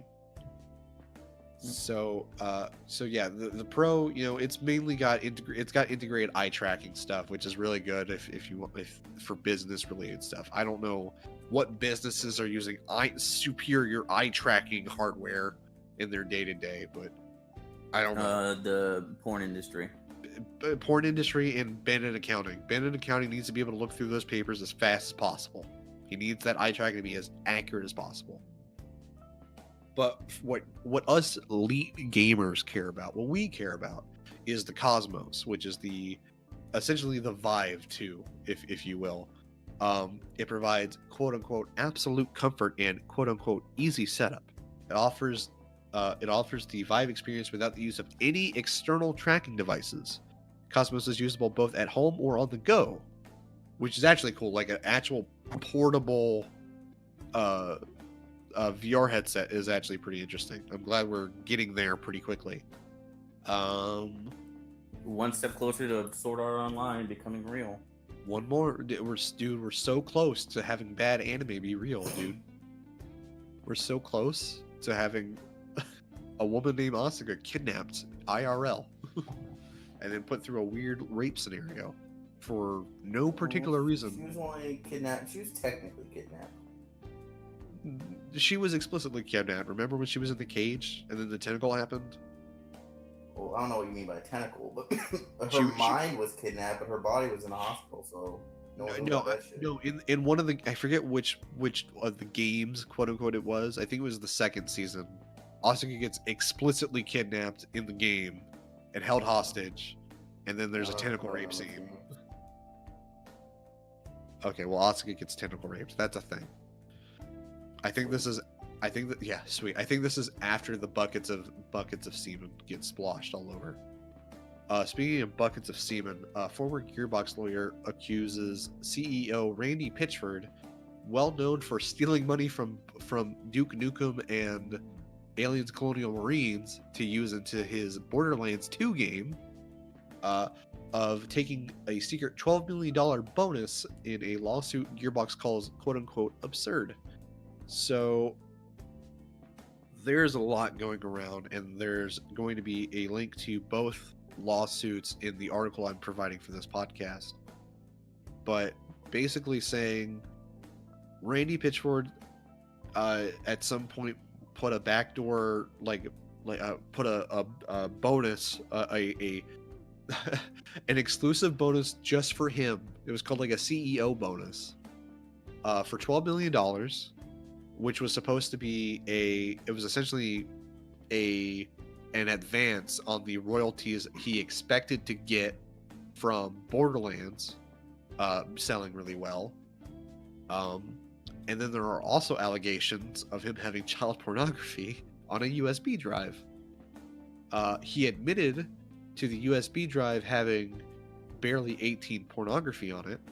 as well as being on the same being in the same USB as a USB full of company secrets, including not just Gearbox but also Sony, and who else was it? Let's see. That's always super weird. Like to think about, porn like on the go. Yeah. Well, not even specifically that, but like I'd imagine if you were doing that type of shit, you'd have them on separate hard drives. So that means if you lost one, you'd only be like, all right, am I stealing company secrets or am I Jared from Subway? But to be both, oh boy. Yeah. So the hard drive in question had corporate documents for Gearbox and its partners, including 2K Games, Sega, Sony, Microsoft, and others. What I love, it's the fact is Pitchford's explanation of the porn on his hard drive. So listen, I like kids. No, it's like it's a woman. So he's explaining it on a podcast or whatever that he has. It's like it's a woman who's masturbating, and when she has some experience that appears as if it's a cam girl, by the way, and when she has some experience that appears as if she's having an orgasm, a huge amount of fluid comes out of her vagina. This is not a sex worker. This is a fucking magician. And it's, this was his line. Yeah, apparently he purchased one of her videos and put it on a USB stick to watch. And then he goes, some kid, an employee of the medieval times, discovered the memory stick, took it home and accessed it because it was before we were password protecting, and discovered secrets of my company in future games in development, and also discovered the pornography. And it was barely legal porn. This girl's handle was only 18, quote unquote. And that's his defense, no, she was 18 though. Her handle said so. But yeah, the fact that for one carrying porn on a USB drive, 2, losing a USB drive with your porn on it, 3, having the same thumb drive that you have porn on, having corporate secrets on it, and then losing that thumb drive are all ridiculous. Part of this entire thing. Yeah, it's fucking awful. And then the former lawyer is also saying that Pitchford and his wife held something called peacock parties at their house, where allegedly grown men were having sexual relations with young women, underage women specifically. Oh boy, that's dangerous. However, yeah, it's very damning. However, that has all right now been hearsay. There is no real evidence to it yet, but it is a thing that has been alleged. And you will pay Randy. The DADCast will see to it. Oh, Jesus Christ. I want you to put that out there. Give him like a Phantom Thieves note. We're coming for you, Randy. We've got you, man. We're on your sights, dude. We come to take your heart, Randy. I'm gonna get you, man. Aliens, Colonial Marines. It was gonna be good. It was gonna be good. We'll take your heart and your porn. God, unless that porn's illegal. Unless it's illegal. If it's illegal, we're not having it. No, we're taking it anyway. We'll dispose of it. Or Skyler will keep it. Whichever comes first. Both. It'll be both. He'll say he disposed of it, but we all know he made multiple copies in a thumb drive that he's eventually going to lose. Skyler, what do you mean you lost a thumb drive full of DADCast secrets? Skyler, I see it in your pocket. I see clearly a USB like outline in your pocket. Huh? Oh wait, that's what? No, that's my dick. That's why I have a deformity. Don't look at it. Don't look at it. Skyler, why does your penis say Samsung on it? And why does it say 3 gigabytes? Why do you have a thumb drive? Why is the cover for the top of the thumb drive the pedo bear face? I'm more concerned why is a thumb drive that's only 3 gigabytes? I mean, goddamn, you can't like splurge for at least 8 at this point. You get on them for the wrong reasons. After that, you find out there's child porn on there. It's like, what the fuck is this tiny flash drive? And then you like do the bully thing. It was like, look at my flash drive, and you make them cry. Yeah. Look at my flash drive. It's got 512 gigabytes. I'm like, your puny 3 gigabytes. And he's like, oh, and he starts fucking crying. What a little bitch. Sky's a pussy. God, he's such a fucking cunt and a bitch. God, what a fucking weeb. Anyway, yeah, Randy Pitchford, we're coming for your heart, dude. We're gonna steal it. I'm gonna listen to your podcast and I'm gonna downvote it. I'm gonna fucking downvote it. Even if there's no way to actually downvote it on the site that it's being hosted on, I'll find a way. I'll find a way. I'm gonna fucking Photoshop a goddamn Phantom Things calling card and I'm gonna fucking tweet it at Randy Pitchford. Make that the calling card, or I said the calling card. Make that the thumbnail. I will. It'll be the thumbnail and it'll be a tweet. Check out the Weekly Dadcast Twitter at Weekly Dadcast for that hot ass Randy Pitchford drama. We're gonna get that fucking rivalry, dude. I swear. But now on to more important news. So our next segment is the James Weird News segment, where basically I found an article that I think is worth talking about. Claude. Yeah. So I don't know about you, but when I read this article title, I immediately thought of the JoJo Dio standoff scene where they're walking towards each other. Mm-hmm. So the title of this article is "Aggressive Walking Fish is Heading South Towards Australia," scientists warn. What if you were just on the street and you saw like a fish, just like with human ass legs walking towards you slowly, like Jotaro? I mean, I'd have to beat its ass, so I'd have to get closer. No, I'd be. Oh, okay, that's pretty good. I'd be like, no, I'd run away, but yeah, no, that's pretty good response. Thank you. Can't beat the shit out if you don't want closer. So apparently, this fish, the quote-unquote walking fish, it can live without water for 6 days. I don't know how that works. I don't know how that works. And apparently, life will always find a way. Apparently, dude, this thing went from like Indonesia to Papua New Guinea, is now advancing towards Australia. It's one fish. I mean, it's not one fish, but Christ, could you imagine if it was one fish and we were all just letting it happen? It's so weird too. It literally just flops around. It's Magikarp. It literally just Magikarps across the floor, and that's how it travels between water. I don't understand how this fish survives. How no bird has just picked it up and just eaten it. Because it kicks. It has Chun-Li legs. It doesn't though. I'm looking at it. It doesn't. It's a normal fish. It just squirms. No, man, it totally has legs. You're looking at the wrong picture. Oh God, you're right. Yeah, I didn't see the underside. The legs are tiny and they're hidden underneath the body. Yeah, there you go. So, a walking fish that can move across dry land is threatening to make its way to Australia from Papua New Guinea. It could pose a threat to local birds and marine life. How local birds? What's it gonna do to local birds? It's gonna kick them. It's gonna kick them. You're right. It's gonna spinning bird kick them. Fuck you. Why do you think it's called that? All right, so the climbing perch, an evasive and exceedingly aggressive freshwater species which drags itself between waterfalls, has already made its way to islands off of Australia. Scientists monitoring the fish progress now believing it can survive in salt water and is set to head for the Australian mainland, possibly by catching a ride in a fishing boat. Why is it so, bad? Has tended to overpower native species in new environments and can hibernate in the mud of dry creek beds for up to 6 months. Why are fish able to hibernate? What is this? Evolution. I don't understand Mother Nature most of the time, but now I especially don't understand it because we're actively just... Okay, this is somebody picking the fish class and then setting themselves up to be a bug. Or some shit. I don't understand how they can. It's able to. I love the way this article is written. It is able to destroy larger creatures by swelling up after being swallowed to block the predator's throat, thereby choking adversaries or forcing them to starve. Why'd you have to say destroy? Why was it destroy specifically? Because it makes when it swells up. It keeps just going and going, and your head explodes like Kenshiro hit you. Oh, God, you're already dead, says the walking fish. I don't...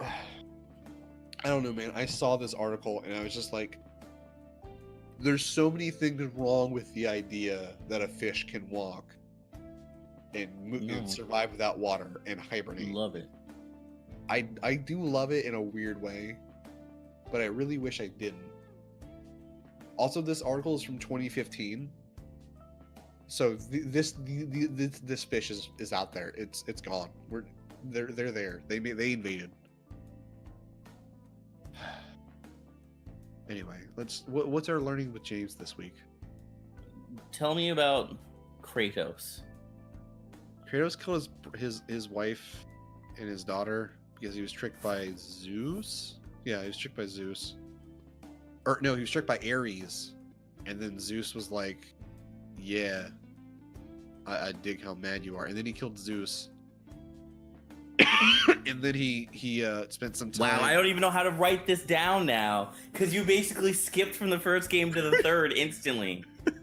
I don't know shit about God of War. And then he spent some time in Norway for a bit to have sex with some other lady and have a son. And spoilers, that son is named Loki because he's half frost giant and half god. I mean, that one you didn't need to spoil that, but okay, it's fine. If you haven't played God of War, if you hadn't played God of War yet, I mean, that's on you, really. There's no reason not to have played. Maybe the person doesn't have a PS4 yet. You don't know. Well, what else would they have? An Xbox? That thing doesn't have games. They could have a PC. I have a PC, and I knew about it. That's because you watched a Let's Play, and you're not afraid to look up spoilers. What about like Stewie, someone like him, and was like, you know, I only own console, but like the way he was like, he broke down, get a Switch, whatever. It's not important. This is a fictional situation of someone potentially getting a PlayStation. Anyway, a father and son have fun times. Intercourse. Have intercourse in Norway. And then Thor shows up at the end, and that's all I know. That's literally all I know. I don't even want to do any corrections for that, because that's basically me just saying, hey, here's what the entirety of the series is. Because there's way too much of it. Like, it's actually me having to describe 2 games worth. At one point, he dies, and then he comes back. And then another point, he dies a couple of times. And then there's another point where you have... And then there's a mini game to have sex. And that's all I know. Yeah. The mini game is a thing. It is. I played it multiple times. Because I knew my cousin had a copy of it, and then we were at the beginning, and I found out what that minigame was, and I was like, oh, well, I'm just gonna keep mashing circle. And that's all. You only really get credit for it the first time. I don't need anything. You don't see anything. I was like 12 when game was out. Do you think I cared about seeing things? It was the implication that was important. Okay. Anyway, do you want to do another learning with James, or do you want to move on to Big Discuss? We can move on to Big Discuss. All right, Big Discuss this week is everything wrong with the Crunchyroll Anime Awards, because my God, is there a lot. So, for one, Best Protagonist. Where is Deku? He should be there. He wouldn't have been my pick, but he would, like, all right, so this will become apparent later. And actually, James mentioned earlier that he didn't really watch that many seasonal shows, but like, I watched the vast majority, at least the first episode of, like, I'm gonna say like 90% of the shows that came out last year.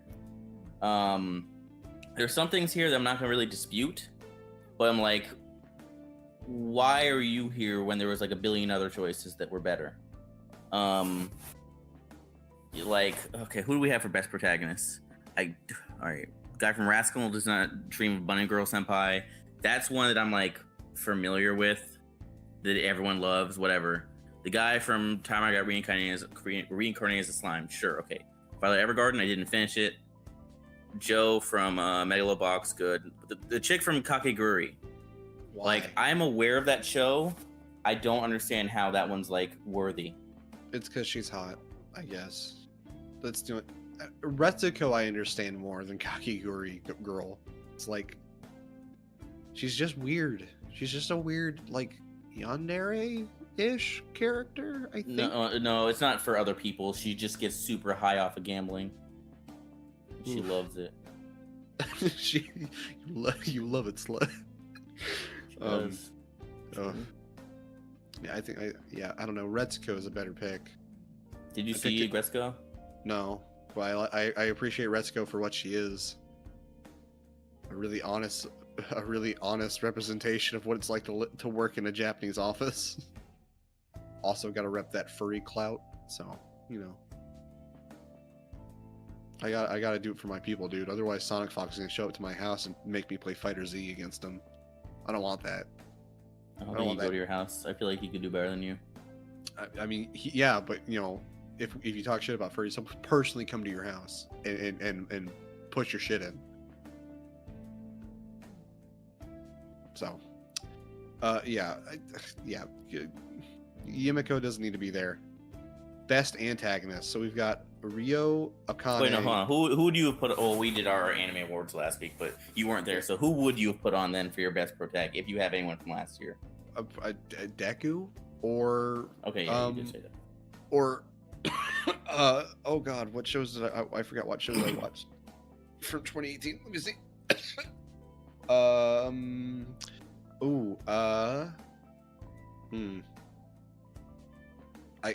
almost want to say like Levi from Attack on Titan. He was pretty cool. Sure. He had a lot of really cool stuff. He had a lot of backstory in season 3, which was really cool. So I liked him. So best antagonist, we've got Akane, Ryu from Devilman Crybaby, All for One, Yuri from Megalobox, Tokushiro Tsurumi from Golden Kamuy, and then Momonga from Overlord 3. I mean, that one I was fine with, and my vote that I even did on our anime awards, I was here, so I had no complaints. What was it, Akane? Or was no, All for One. Oh, okay. Akane is great, but like by the end of that series, it's hard to even call her a villain. Versus All for One was like he is a villain through and through, and he is a pretty big problem. I think I might have picked Ryo just because of how much of a fucking asshole he is throughout the whole show. I still can't get over the edit of that one scene where he just airs out who Devilman is because of the Oreos. Yeah, is this about the Oreos? It's about the goddamn Oreos, dude. I told you could have some, but you ate the whole thing.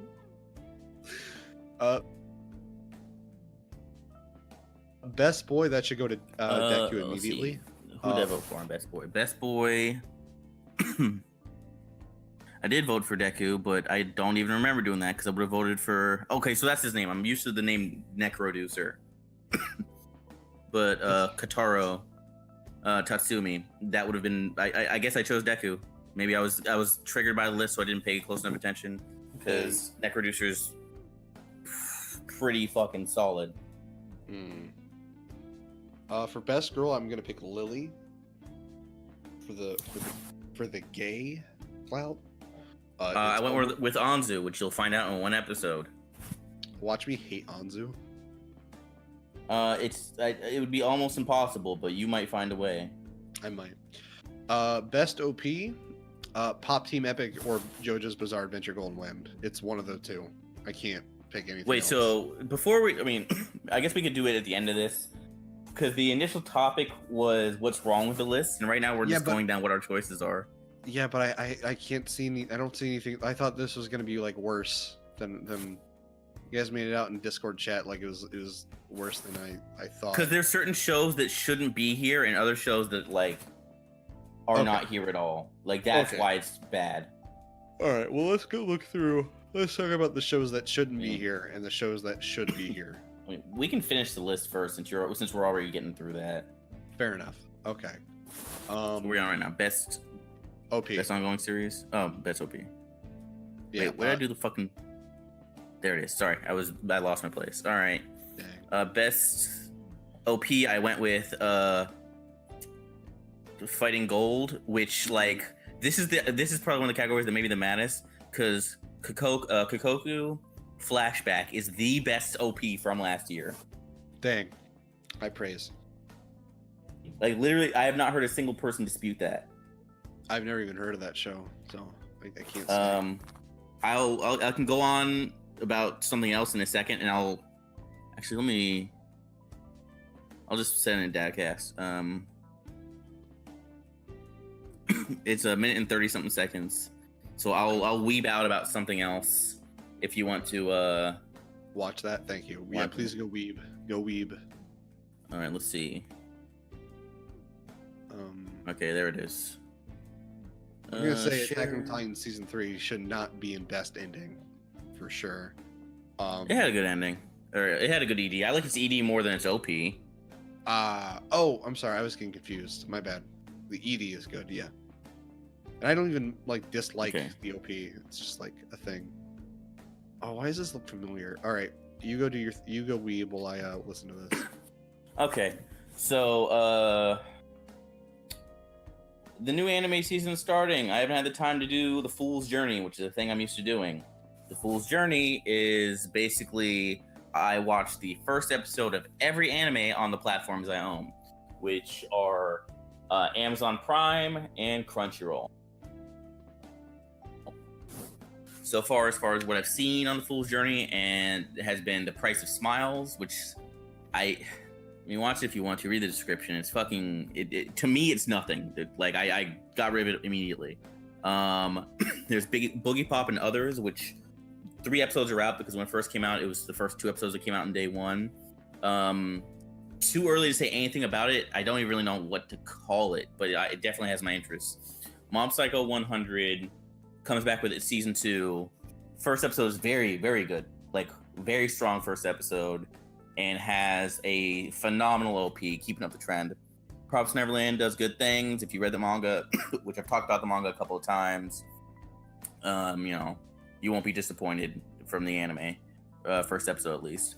Rising of Shield Hero is an isekai, and one of the few isekai I like, because I typically don't like them.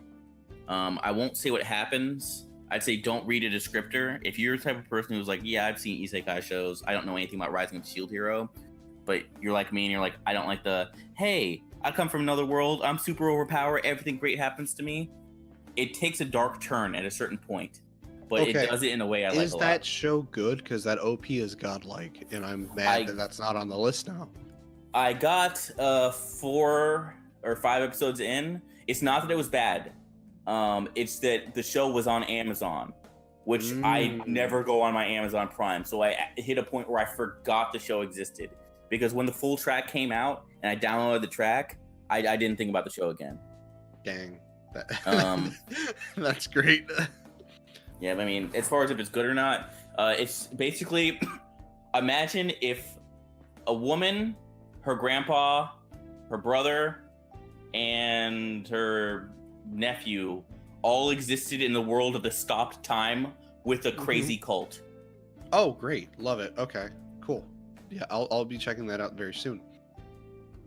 I can't say if it's good or not, but yeah, that's. Well, I'm gonna check it out anyway because I love that concept in general. So best ED. Oh, also there is a giant stand that will murder you for reasons that they go into if you in that series. So the stop time is not the greatest place to be. That makes me double down. Awesome.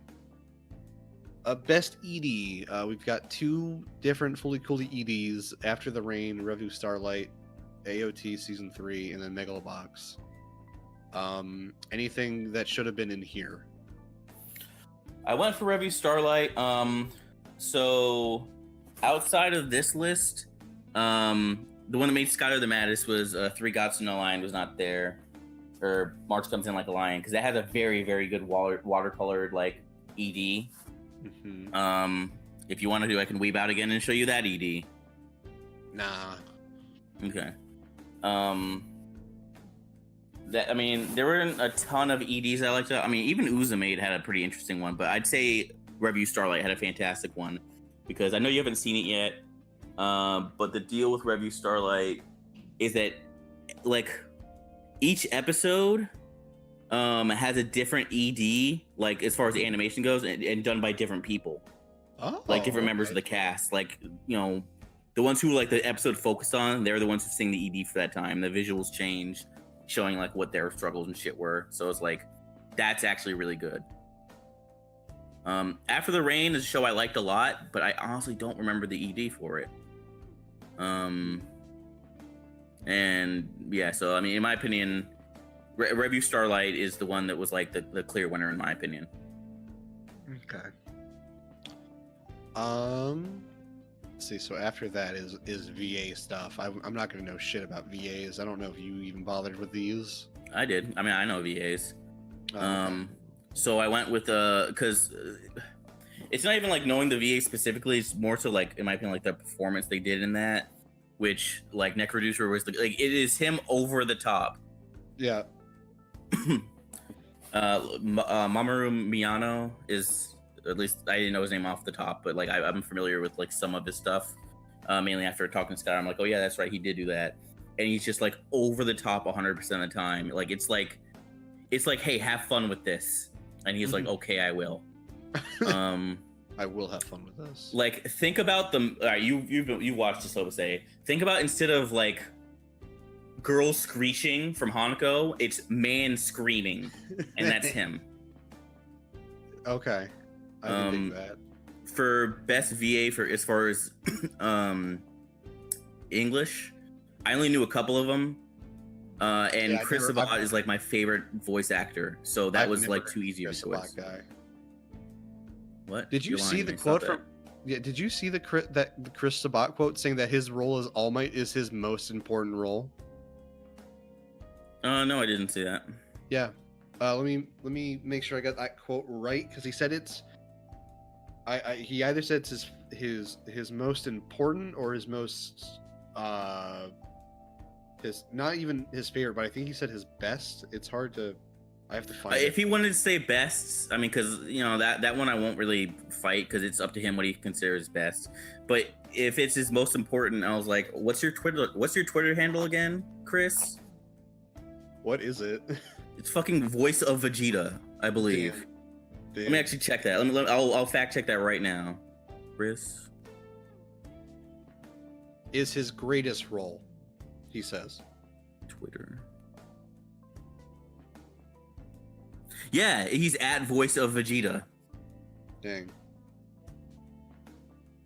Wow, okay, yeah. That's great. Yeah, so he says, this is from his Twitter. Proud to have been nominated for Best VA Performance. All Might has truly been the best role of my career. Which is strong, considering. He had a pretty long, lengthy career. He's pretty big in the industry. He's pretty alright. I mean, Dragon Ball Z was pretty alright. So then we have Best Director, which I don't know if that's anything you're like. Oh yeah. It's either Devilman, or Devilman, because no, nothing else here. I don't. A place further than the universe. What is it? Why is Planet With here? What would? Okay, no, Planet With is pretty fucking good. I didn't finish it, like, mainly because it was one of those things where, like, I need to cut down a show or two. It's one of those shows that, like, unexpectedly made myself and Stewie laugh. Because it's like, wow, this is pretty good.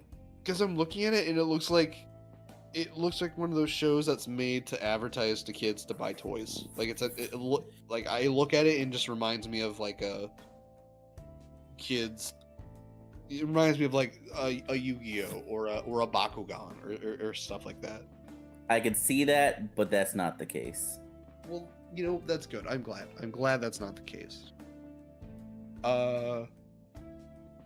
Where would you say there's anything else that should be here? As far as directing goes, no. I'm happy that Banana Fish is here. Banana Fish is also good, I've heard. George likes it a lot. Yeah, that's good. Best animation, my vote is Devilman Crybaby, but I wouldn't hold anybody against, like, My Hero or some Violet Evergarden. Okay, so because that Kyoto money. My vote was My Hero, simply because, like I said, like, I've been the most impressed by Yutaka Nakamura's work, but I'm a huge, like, mark for him, and that wasn't fair.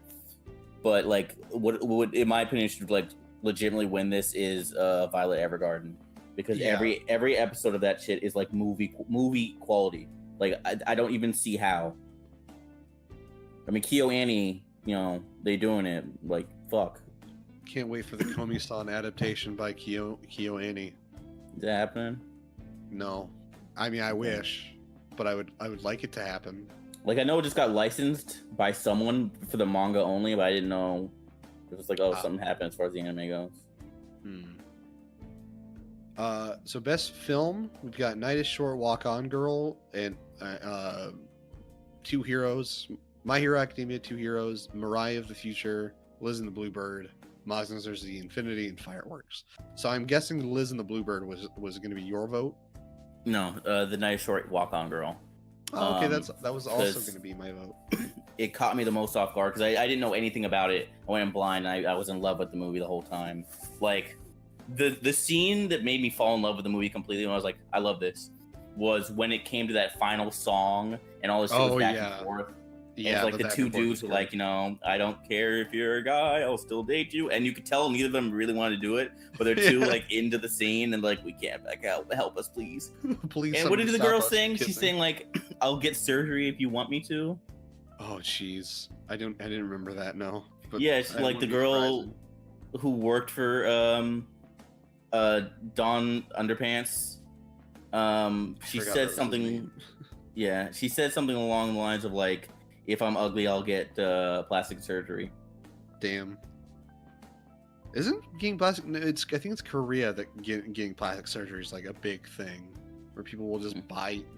No, okay. In Korea, it's backwards from Japan. Japan, getting plastic surgery is bad. In Korea, getting plastic surgery is good to the point where you will get coupons for plastic surgery as a Christmas gift. Yeah, that's definitely not a Japan thing. Yeah, Japan's weird about fucking like just having tattoos makes you a bad person. It's weird. Yeah, that one makes sense though. All people with tattoos are bad people. Thing of that you got marked if you were a criminal, so like it was in their culture for hundreds of years that if you had like any like ink markings on your body, it was because you're a criminal. Like, so that's why I'm like, it shouldn't still be a thing, but culturally it makes sense. Like, bad example that just I came up with off the top. If it's like, hey, in American culture, giving like the the peace sign was like a sign of like, I'm gonna fucking murder you one day, and like if people from other countries start going here and giving us peace signs, like we would super not be okay with that. Yeah, if the peace sign meant the exact opposite of what it means, yeah. Like right now, where you're like, some people have tattoos to celebrate certain things. Like the Polynesians are big on that. But like in Japan, it's like, yeah, no, I am a criminal, and it's just commonly associated with the Yakuza too. So yeah, I didn't know about the I actually didn't know about the being marked with ink, having ink marked you as a criminal in ancient Japan. I didn't know about that. Interesting. Yeah, that one's older. That one I'm not as familiar with. I'm more familiar with when it gets into the future and like those people like would start doing organized crime shit, and that like was the Yakuza's origins. Okay. So our next up, we've got best character design, which is Violet Evergarden, Devilman Crybaby, Megalobox, Zombieland Saga, Agretzko, and JoJo's Bizarre Adventure. My vote is either Devilman or JoJo, because Jesus Christ, JoJo Part 5 is fashion as fuck. I went with Megalobox because when it comes to Devilman Crybaby, like outside of like certain like monsters, it was like I wasn't like super impressed by design specifically. Like for JoJo, I was thinking about doing it, but then I was like, Megalobox, like this, it's completely original. So I was like, you know what? I do remember liking a lot of the character designs in there. Instead of going from like a god tier mangaka, to get your basis for your designs, instead this is an original thing. I was like, you know what? That's where my vote's going. Fair enough. I can get that. And then for anime of the year, Devilman, Place Further Than the Universe, Megalobox, Evergarden, Hinamatsuri, which was not on any other category in Zombieland Saga. Your vote was Place Further Than the Universe, correct? Yes, it was. Mine would have to be Devilman Crybaby, because I'm edgy. Was it you who was disappointed by Megalobox, saying that like punches didn't feel quite good? I don't know why everyone keeps confusing that. I didn't say that. I said that there was one episode, the one with like there was a dude who was like handicapped or whatever, and the sound design in that episode was fucking off. Like the hits all sounded muffled from like the from the dude who had like the or the advanced gear, or I forgot what it's called. Like it's like, hey, if your arms are like mechanical and shit, why does this sound super like padded? I really don't like this at all. But in the very next fight, that problem was fixed. So I was like, I don't understand any of this. Okay. Oh, my bad. I guess it's because it was the only thing I ever heard you talk about, and then I never heard you talk about Megalobox again, so it just stuck. My bad. There was a lot coming out that season, and they were talking about it more than I was. I enjoyed it and I finished it, but I just didn't talk about it that much.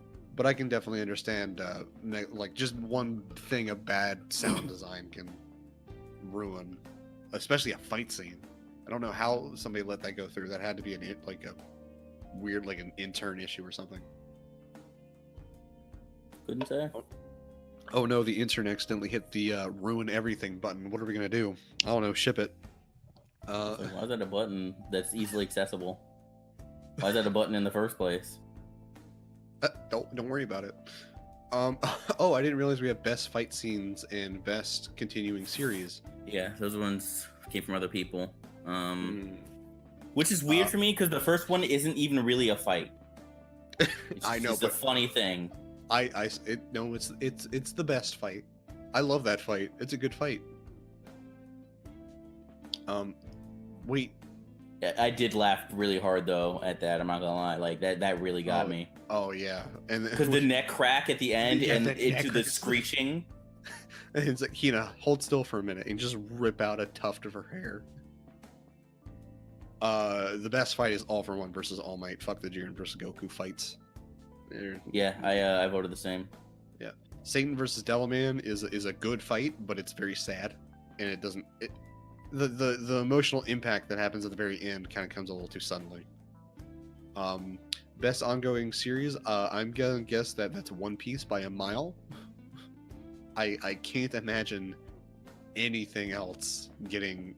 So, this was the one that made me mad because I'm like, why is Black Clover there, but not My Hero Academia? Like, it didn't make any sense. Oh god, I just noticed that. Oh my god. Oh no. Yeah. What's wrong with them? Are they stupid? A lot, apparently. So let's talk about the stuff that isn't there. First of all, there's no best comedy category, and so Asobase gets snubbed. Well, there's no genres in general, which they had last season. Well, it's still bad. They should have genres. Yeah, I agree.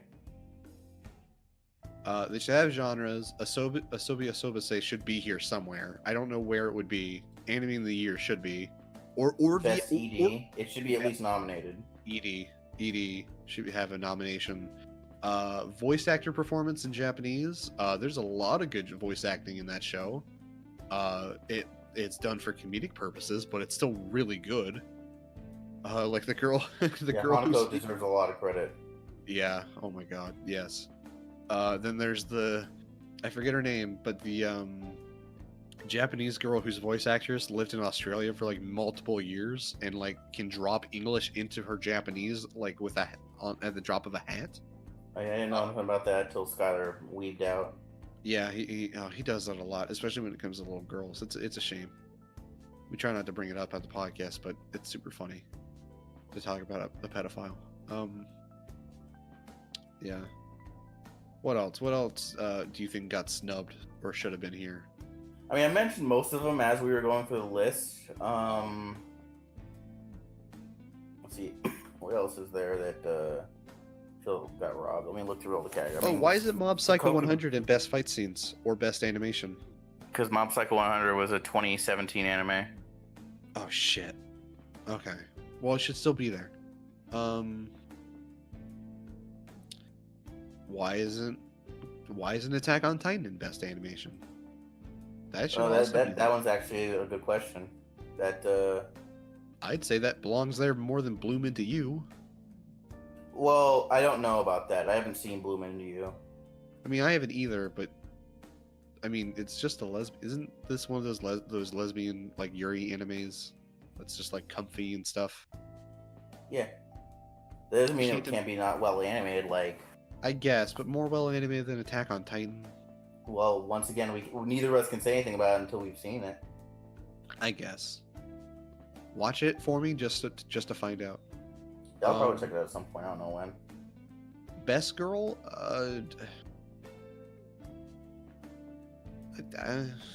Mine was there, so I was happy. best boy,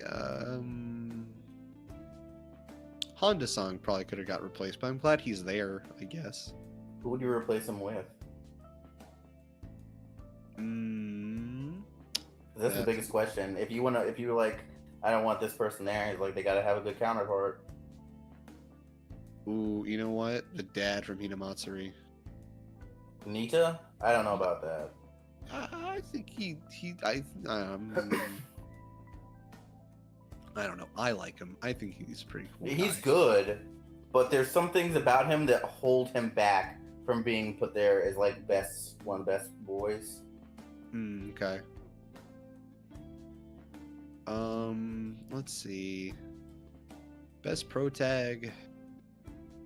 I don't think Slime Boy or Kakegurui Girl need to be in there. I feel like Slime Boy is good for there. Okay, well, Kakegurui Girl needs to go. That could have been easily replaced by pretty much anyone else. Antagonists, they are pretty good. I don't know anything about Overlord or Togashiro. Or Overlord season 1 is super worth watching. Season 2 only the second half. I don't like season 3. Well, okay. Yeah. I don't know why Black Clover's there and My Hero's not. It's kind of. Now, I did hear it got much better. Yeah, like in the recent year, but like. It got better because literally 13 episodes in, they realized, oh, hey, we should make him stop screeching so much. Well, not only that, but like there was a lot less filler, and the animation quality spiked. But in other episodes, the animation quality dropped, which is even more alarming. So, like, why is it even in here? Yeah. I don't know. Do you have any closing thoughts on the Crunchyroll Anime Awards outside of they're bad? You fucked up by not putting Kokoku on here.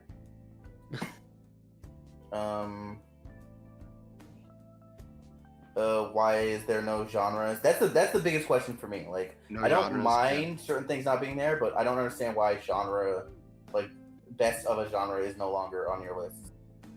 It's, you know what? It just goes to show that the DADCast and the annual DADCast Anime Awards are superior to the Crunchyroll Awards. So if you want officially, it's official, dude. It's official. So if you want a real weeb opinions on anime and you want a good award show, you know who to go to every year. You know, we just had the Anime Awards. What was it, last week? So I mean, hey, make sure to check out that video, guys. Or not video, because it's a podcast. Check out that audio, and you know, we'll see who's got the superior taste. Crunchyroll. I'm sure our anime awards That's could not. be your. Most people have better taste than Crunchyroll people because, according to Skylar, when you look at their podcast, the first one is super normie bullshit. It's not good. Oh, good. So if you want real opinions, if you want real opinions on anime, come to weeklydadcast.podbean.com. Real opinions, real hard R's, Papa John's. Yeah, those hard R's. We're all about the hard R's here over at the Weekly Dadcast. That's why George doesn't show up anymore. I'm telling. When you tell, the joke is that, like, the implication that George heard me say it and then he left forever to the ghost realm, to the ghost zone. Didn't change the fact. What would be worse to get sent to, the shadow realm or the ghost zone? The Shadow Realm. You think so? Yeah, because in the Ghost Zone, like, you're kind of like floating around, but there's a bunch of other things. I mean, it depends on the reason you're sent to the Ghost Zone, because you're only sent there if you're a ghost. But you can get thrown like, hey, there as a human. I don't see how. Well, it messes you up, is what happens. Like I don't see how you'd be sent there, because there's only one portal to go there. And you have to, like, break into Danny Fenton's house, turn it on, and run through. Versus the Shadow Realm, where you have to lose a fucking card game against some toddler. And then your soul is in another dimension, and your body's out here fucking comatose. You gotta pray they don't pull the plug on you. Alright. Hope I made my point. What would you rather deal with? Season 0 Yugi or any other or Season 0 Yugi where you have to play a game. A madman? You play against a madman, or you fight against like Krillin. I mean Yugi, because like Krillin, like there's actually no hope of me beating him. Like people can meme about Krillin like being the weakest Dragon Ball member. The man's still faster than bullets. Like, what the fuck am I supposed to do to him? If he wants to kill me, he can kill me. At least I have the potential, because Yugi's lost duels before, so like there's at least a slim chance. I don't think in Season 0 he ever lost. There wasn't enough time. In those several episodes and multiple chapters before Yu-Gi-Oh got rebranded as a card game, yeah, there was no time for him to lose. I mean, look at fucking Shaman King, the main character that didn't lose a single fight until like until the plot actually started and his twin brother showed up and whipped everyone's asses collectively. Is that his actual twin brother, or is it like a coincidence that they look alike? Because I never actually got an answer. Oh, that's pretty cool. Twin brother who was reincarnated, but he is just him. Oh, that's weirder, but okay. It's like, and that's the most fucked up situation, because I think his name was like How. I don't really, but like it was Zeke in the English version. But like his whole deal was like, he was a priest or priestess. I don't remember if he was guy or girl first, whatever. And basically super powerful. And what happened is he did something to himself or herself that made it so anytime he died, he'd be reincarnated, and his stand thing would be reincarnated with him. And all it would do is like it would compound power. So the more times he's killed and comes back, the stronger he becomes. Wait, so he's literally the fucking the Superman villain? What's his name? Apocalypse? Or not Apocalypse? Apocalypse. That's not how he works. That's not, isn't it? Well, that was the whole thing with Apocalypse is just fucking strong. The whole thing with the baby that gets killed multiple times and cloned to make him. That's Doomsday. Doomsday. I meant Doomsday. Isn't that kind of how Doomsday works, where you kill him and he just comes back stronger? Yes and no, for the sense of they just kept doing that to him over and over and over again in like a testing facility over the course of like years, versus like How started this journey of his like fucking centuries ago. Damn. And then it just happened to be like the woman was giving birth, and she was gonna have twins, and one of them was like, all right, I'm reincarnating into you. And they were like, oh, fuck, it's him. We got to kill the baby. But then the stand came out and he was like, nah, niggas, I'll see you guys in like 10 years. And then he left. And it was a massive problem for everyone. Like, he showed up to beat everyone's asses initially. That was his first time showing up was they were going to go on an airplane to go to where they needed to go. And he was like, sup, niggas. And then like, he fucking punked out the entire main cast crew. And like, and he was like super relaxed about a lot of stuff. Like he very rarely got mad. Also, his stand could eat other stand and get stronger. Oh God! And my favorite scene was there was an episode, like it was a gag episode for the most part, where like they were on their way to this tournament, because there was a tournament, to become the Shaman King. If you become the Shaman King, you get a wish. Yeah. And they stopped in this side town, right? And the town was just filled with ghosts. And the ghosts, all they would do was fuck with the main characters. It was a comedy episode. And like it got to the point where like even the Vegeta character had to kind of crack a smile and start laughing, because they kept fucking with him. It's like, listen, man, life's short, y'all. Fucking learn to enjoy it. And everyone, like, the main character's like, wow, we're actually happy about this. Thank you. And then the music changes and the sky lights on fire, and he's like, you're fucking, and then Hal shows up, right? And he's like, you're supposed to be serious about this tournament, and you haven't been. But I'm gonna make you serious about this tournament. And he just fucking sets the sky ablaze, and all the ghosts they were having fun with are fucking murdered. Oh my god! What is this tone? It happens so out of nowhere, because it was a gag episode up until that point. What is the... Like, imagine the episode of... Oh, you didn't watch the baseball episode of Dragon Ball. I know what you're talking about, though. Okay. Imagine, like, they're all having fun and playing baseball. And not even that. And then Frieza shows up. And then, like, Krillin's like, what? And he lifts up Frieza. Frieza lifts him up. And then Krillin's like, Goku! And it blows up, like, just like on Namek. It's the equivalent of that. Like, holy shit.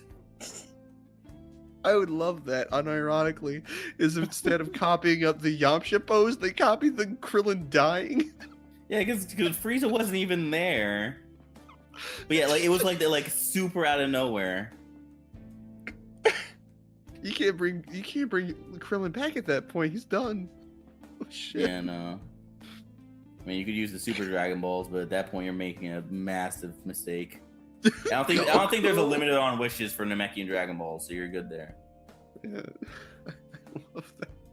Just instead of like, you hear there's a really cool reference to like to classic Dragon Ball Z, and instead of the Yamcha pose, it's just Krillin dying. What was it? I think the other big thing he did that happened was, like, there was a point where, like, the number 2 group in the tournament was like, we need to stop him. And, like, they were like this holy order, and they're like goddess, quote unquote, you know, and she was just chick who's like super strong. And they did everything they could to jump him, and he was like, see, you would have beaten me, but like this and this, like, you know, it was actually pretty well thought out. And then there was a point where, like, she lost, and I think, like, he got sent somewhere else, like he got teleported away. I don't remember exactly what happened. And you see, like, her stand, which is like a giant cat thing, just sitting there, and then a hole opens up, and then Hal's giant fire stand's arm reaches down, snatches the cat, and pulls it back up. And then you find out later that his stand just ate her stand, and now he is so strong he doesn't even care about the Shaman King tournament anymore, because he's just gonna rip his way into the realm where you can get a wish. And the tournament stops because it's like, we need to stop him, like, now. Like, everyone needs to work together right now, or else we lose. What? Oh my god. Should I watch Shaman King? Shaman King I watched and liked a lot when I was younger. I can't tell you whether or not it'll hold up, but it does. It definitely has some good parts. Because I remember reading the manga and I loved it as a kid. Manga's much different from the anime. Is it? Like, how much different are we talking here? Like, there's a lot of shit added in that I'm not aware of because it was not in like, that's the one thing I know as far as big differences. Please tell me the anime adapts the arc, not arc, but the part where the boxing match. But please, I don't remember a boxing match. Okay, I saw the anime twice, so, you know. Oh wow. Okay, so the manga has a scene early. It's in the first volume, so it's an early chapter. I think it's actually before he even gets Konohamaru. I think he's just traveling around or something. He gets to episode 1, so. Yeah, but there's like a part there's a part where I forget the dork's name, the nerd, where him and little kid? Yeah, the little kid. Well, they're the same age, but but one of them's like significantly, like, he's a midget man. Yeah, the midget man, where him and Yo are just hanging around town doing dumb adventure stuff. There's a point where it's just them going around town solving problems, and then he meets Konohamaru, and then he gets it. So I guess they didn't adapt it, but there's an episode, there's a chapter where Yo finds an old boxing league guy, and he's that's right, that's what it is. Yo gets like mugged or some shit. Sweet. And he goes to find the guy who mugged him, and it turns out he's actually like he was the former student of an old boxing master, who I think they actually called Joe, which is funny. But he was a black guy. He was like and what it was like the mugging to teach the mugging guy not to be an asshole. Yo like summons the spirit of the master, and they box, and it's a straight boxing match, and it's great. And it's supposed to be like the final goodbye between the master and the student, and that the student learns to not be a huge asshole anymore. Because the whole problem was that he was upset that his master died without him being able to say goodbye.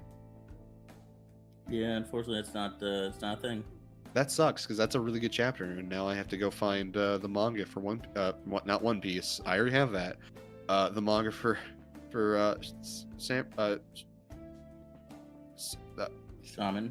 Shaman King. Thank you. I kept wanting to say Samurai King. Jeez. No, that'll be another shonen in the next 5 years. Oh God.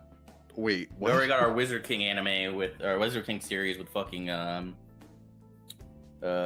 Black Clover, and then of course Luffy wants to be a Pirate King. So Samurai King.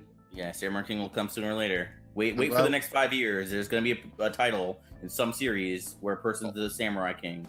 I'm glad Dragon Ball Super just skipped straight to Saiyan God, and so we didn't have to get that weird Saiyan King transition in there. Oh wait. Well, we kind of had Saiyan Prince, right? So I guess we. Well, that wasn't like a title that everyone fought for. That's just one nigga being like, "I'm the king of 3 people." I'm the king of 3 people, and 2 of them can beat me up. Gohan could probably. Who's the second one? Gohan in Z. Ultimate Gohan could probably beat Vegeta in Z. Okay, yeah. Ultimate Gohan could beat Vegeta. Yeah. Like now that we've got Super Saiyan Blue Gogeta, like no, it's over. That's it.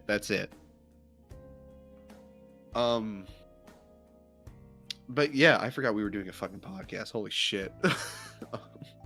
Yeah, you wanted to do closing thoughts, and then I started barking out about like how cool like ho. Maybe yeah. I might even have that wrong, because like I watched it in English first, and then I watched it in Japanese. You said his name is Zeke. In the dub, I believe his name was Zeke. Is that why you named the dog Zeke? No, that wasn't actually even on me. The reason my dog's named Zeke is so we picked him up from the shelter, and we were like, what are we gonna name him? Because they didn't know his initial name, and they gave him a new one for the couple days he was there.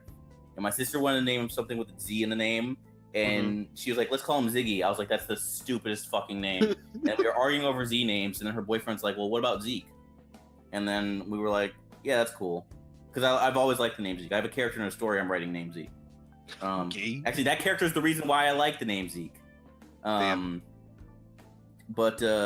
Yeah, so that's why he's named Zeke. Not anything to do with the two. You heard it here first, folks.